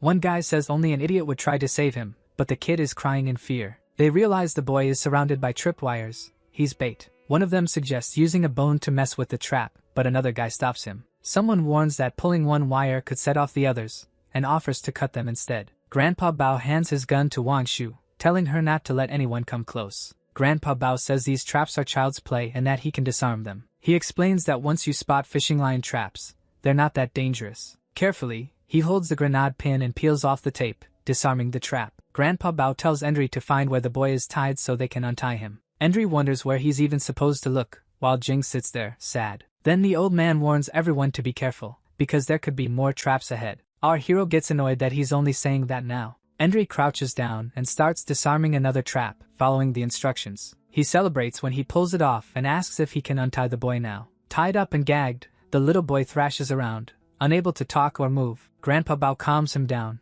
telling him not to cry and that they'll get him out soon. He cuts the rope, and the boy drops into his arms, crying and squirming. Grandpa Bao holds him and praises him, saying he's a little champ for hanging in there. With his face messy from tears, the boy tries to say something. Wan Shu turns, confused by what's happening on the other side of the hall. The deserter and his men watch, shocked, not understanding what they're seeing. Endri yells a warning to Grandpa Bao, pointing at the floor under his feet. A grenade with the pin pulled loose rolls along the ground, ready to blow any second. Before leaving, Tongzi wraps tape around the grenade. She praises the boy for being brave and says that as a reward, she won't kill him. Smiling, she says the boy's fate is in his own hands. The grenade, with the pin already pulled, is strapped to his back, ready to explode. Grandpa Bao shouts a warning and runs to grab the boy before it's too late. He throws the boy away, trying to get him clear of the grenade on the floor. In one quick move, Grandpa Bao dives on top of the grenade. He curls up on the floor, using his own body to shield everyone from the blast. The explosion goes off, and someone screams Grandpa Bao's name in despair. Lying on the ground, the little boy won't stop crying. Across from them, the long-haired guy can't even believe the old man actually did that. Washu tells Endri to go help. The deserter walks up to Grandpa Bao's body and asks how he's doing. With a grim look, he says he doesn't think they'll be able to save him. He explains the floor absorbed some of the blast, but the sacrifice was still fatal. The deserter says they got lucky, because Grandpa Bao's grenades didn't explode. When he tries to take the grenade, Grandpa Bao's injured hand clamps down hard. The deserter swears, shocked the old man can still hold onto it. Stunned, he wonders how Grandpa Bao is even still alive after the explosion. The deserter yells at him to let go, warning that the grenade's going to blow. But the old man's stubborn and keeps pulling. The deserter realizes that if he forces the hand open, the grenade will detonate immediately. He stares at Grandpa Bao's face, horrified by what he's seeing. It makes him remember something from when he was a kid. He watched someone important get taken out. Meanwhile, he was shaking with fear, hiding inside a sewer drain. Coming up to them, our hero asks what's going on.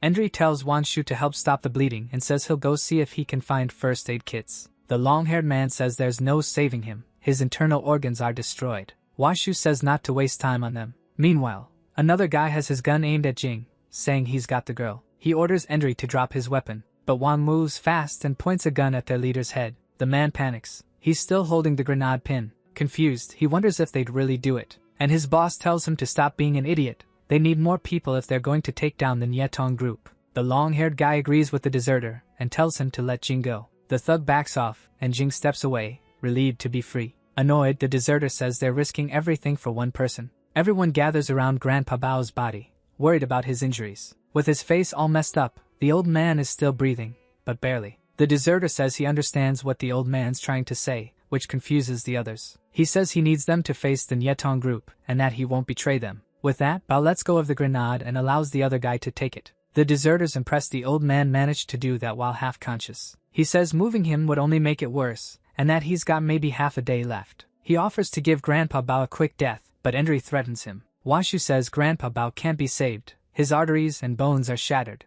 Endri refuses to accept it, saying the smell will attract the infected. Washu says they can't block the entrances and tells everyone to wait outside. Crying, she asks to be left behind with Grandpa Bao's body. The deserter and his group get ready to leave the museum. Beside Grandpa Bao's body, Wangshu kneels down, mourning him. Suddenly, Grandpa Bao's hand moves and grips hers tightly. Startled and crying, she looks at him, and the old man takes his last breath. Outside, the little boy cries desperately, calling for his mom. The deserter threatens him, asking if he's trying to get himself killed making that much noise. He scolds him, saying not to let the people who saved him die for nothing. The deserter warns that if the kid slows them down, nobody's going to care whether he lives or dies. A man warns that the smell of blood will draw the infected, and they're already nearby. Outside, 2 infected are already closing in, and with all the noise, more of them show up. Worried, Jing turns to Endri, calling his name as the tension spikes. Endri tells Xiaoqiu to climb onto his back, planning to run as soon as Wanshu comes out. Wanshu steps out of the darkness, walking with purpose. Gun in hand, she stops and says firmly that everything's ready. She orders anyone with a weapon to cover the rear, because they're getting out of there. Gunshots echo through the place as the infected drop one by one. Washu keeps firing nonstop while the group runs away from danger. The long-haired guy warns them not to waste bullets, because the noise will attract more infected. Another one says the ground floor is still intact, and they should head upstairs to be safer. The deserter grabs Jing's arm to help her climb up. Endri yells for everyone to flip the table and use it as cover from the last infected coming at them. Gun in hand, Wanshu gets ready to shoot the monster charging in. A guy shoves Wanshu and takes off, saying he'll go first since she's too slow. They both crash into the rubble as a whole horde of infected closes in. With red eyes, the monsters rush forward, ready to tear into them without mercy. The guy who pushed Wanshu gets grabbed and screams for help. Furious, Endri curses the monsters and yells for them to go to hell. Then an explosion goes off, and the infected get blasted back by the impact. Worried, Endri grabs the guy who was attacked and asks if he's okay. As the smoke clears, the guy says he's fine. He says the explosion was thanks to Uncle Bao's little gadget. With an angry look, Wangshu says she's gonna kill that idiot herself. The guy refuses to surrender, saying the weapon he has isn't a threat. He threatens them, saying he's already being merciful by not finishing them off. The deserter tells them to drop the petty drama and focus on the mission. He says if they don't work together, they won't make it across the river and they'll be dead soon anyway. But something catches the attention of this bald old man. Without warning, the deserter kicks him away, saying it has nothing to do with him. On the ground, the man curses him out for kicking him. Then he looks down at his feet and realizes, horrified, something's wrong. The deserter asks if he gets it now, and the man starts freaking out. He begs them to let him climb up, saying there's still time to amputate his leg. But it's too late. He starts twitching and writhing. Unable to control his own limbs, he panics, wondering what's happening to him. Washu watches with her gun raised, serious and determined. She reloads, saying they don't have many bullets left. Endry says they shouldn't waste ammo on him, and they need to plan the crossing. The long-haired guy praises the main guy for being smart. He explains the man would last about half a day before the infection reached his brain.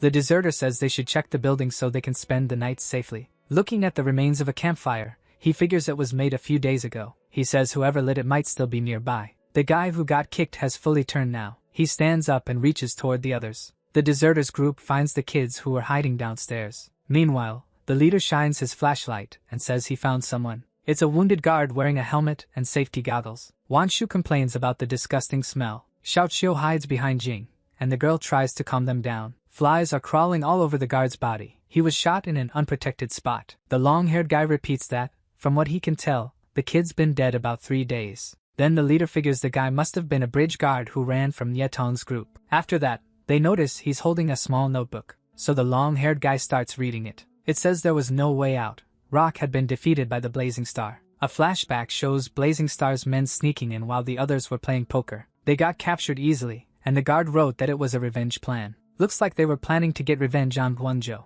The guard says he got shot in the shoulder while escaping the infected. The long-haired guy thinks it's interesting that the last thing he wrote about was cards. Endry wonders why Nyetong is at the bridge if Blazing Star attacked it. The deserter says the roof is safe and they can rest there and think about it tomorrow. Washu agrees, saying they're exhausted. And they decide it's better if the girls sleep away from those guys. Meanwhile, sitting down, the leader decides to eat. Wanshu gets suspicious, but the man promises he won't hurt anyone. Then she snatches the cake out of his hand and hands it to the kids instead. Annoyed, the deserter calls Wanshu a thief. The little boy cries alone in a corner, crushed by everything that happened. Xiaoqiu walks over and offers him a cake, trying to cheer him up. Angry, he says he doesn't want it. He's thinking about how to avenge his mom. He points at Endry, saying the guy with the stupid face looks even more depressed. Sitting on the edge, Endry gets asked by Xiaoqiu what he's doing there. Looking out over the city, Endry wonders if Uncle Hai is waiting for him up in the tower. The scene shifts to a dark street, with an old building in the background. A man limps along, singing as he leans on his crutches. Still limping, he keeps going down the empty street,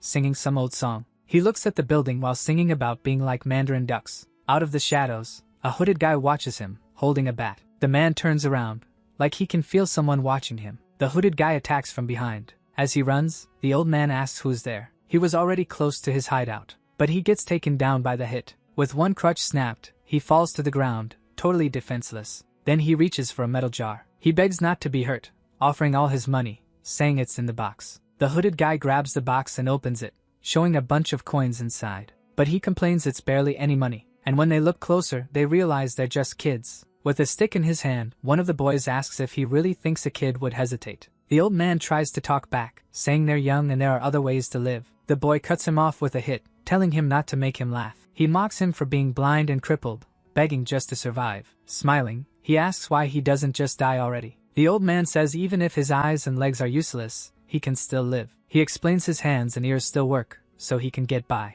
The boy wonders if he should let him live or kill him with what little he's got left. The man tightens his fists, thinking about his choice. The boy throws the money box on the ground, scattering coins everywhere. With a look of disgust, he says he can't even bring himself to look down on someone that poor. The hooded kid complains, but the other one tells him to shut up. He says they should leave and find someone else to rob. Frustrated, the deserter says that old bastard is haunting his dreams now. Looking out at the city, he asks why the guy doesn't just give up on everything. The scene changes to Nyetong's hideout, which is a total mess. Two drunk guys complain the booze was weak. Tongzi kicks someone who's basically passed out from how drunk he is. Annoyed, she complains that he's sleeping in his own puke. One of her goons says they got carried away after yesterday's big score. Grossed out, Tongzi picks up her lighter, covered in vomit, and complains about the smell. Outside, someone yells for them to come out and talk. He says if they don't, he's leaving. Smiling, she says they showed up right on time for the shift change and that she'll open the door. But it's the deserter, and he says he was at the museum while she was wiping everyone out. Her goon is even shocked to see him there. With a smile, the deserter says he didn't bring any weapons and he just wants to talk.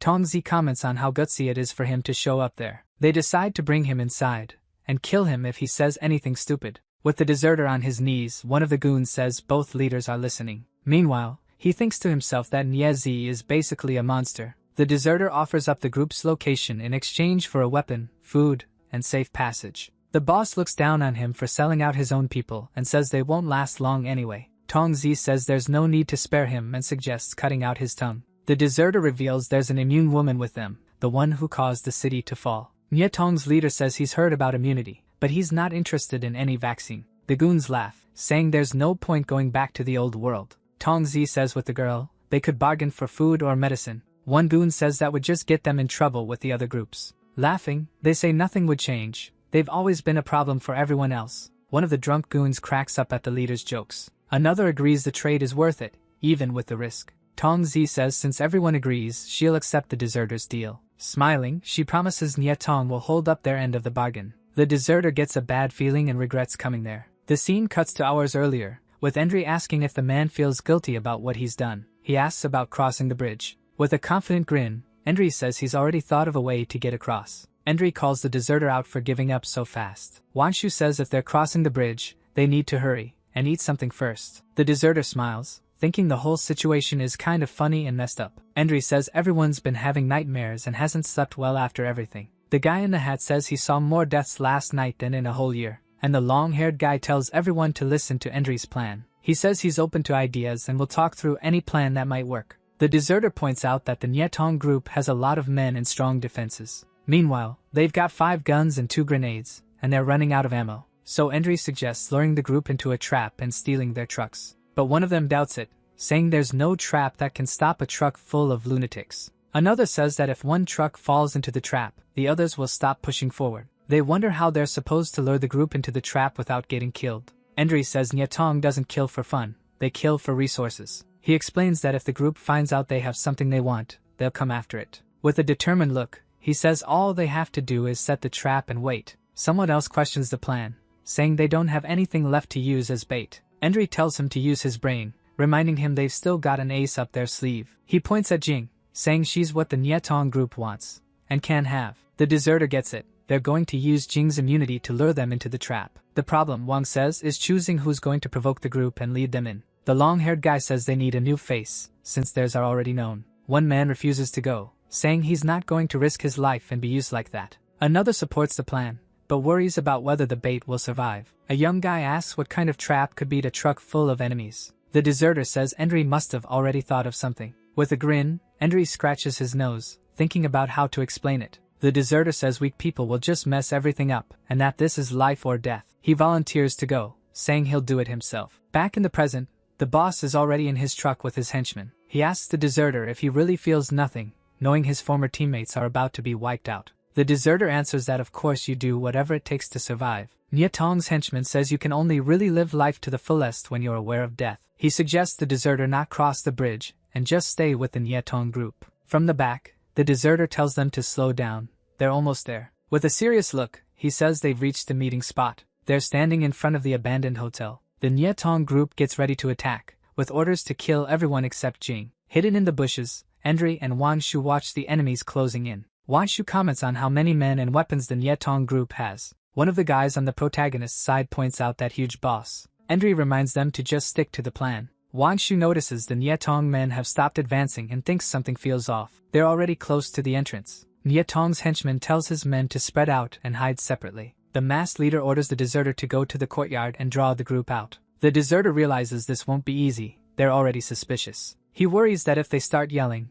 they might wake up the monsters inside the hotel. Suddenly, Endry shows up, and the deserter, startled, asks what he's doing there. Endry lies, saying they found some drinks, and that they didn't take anything valuable. The deserter invites him to come upstairs and drink with them before they leave. Endry praises how fast the deserter reacted, but signals for him to stay quiet. Outside, the enemies watch, thinking it's working. The masked leader says to leave the deserter alone.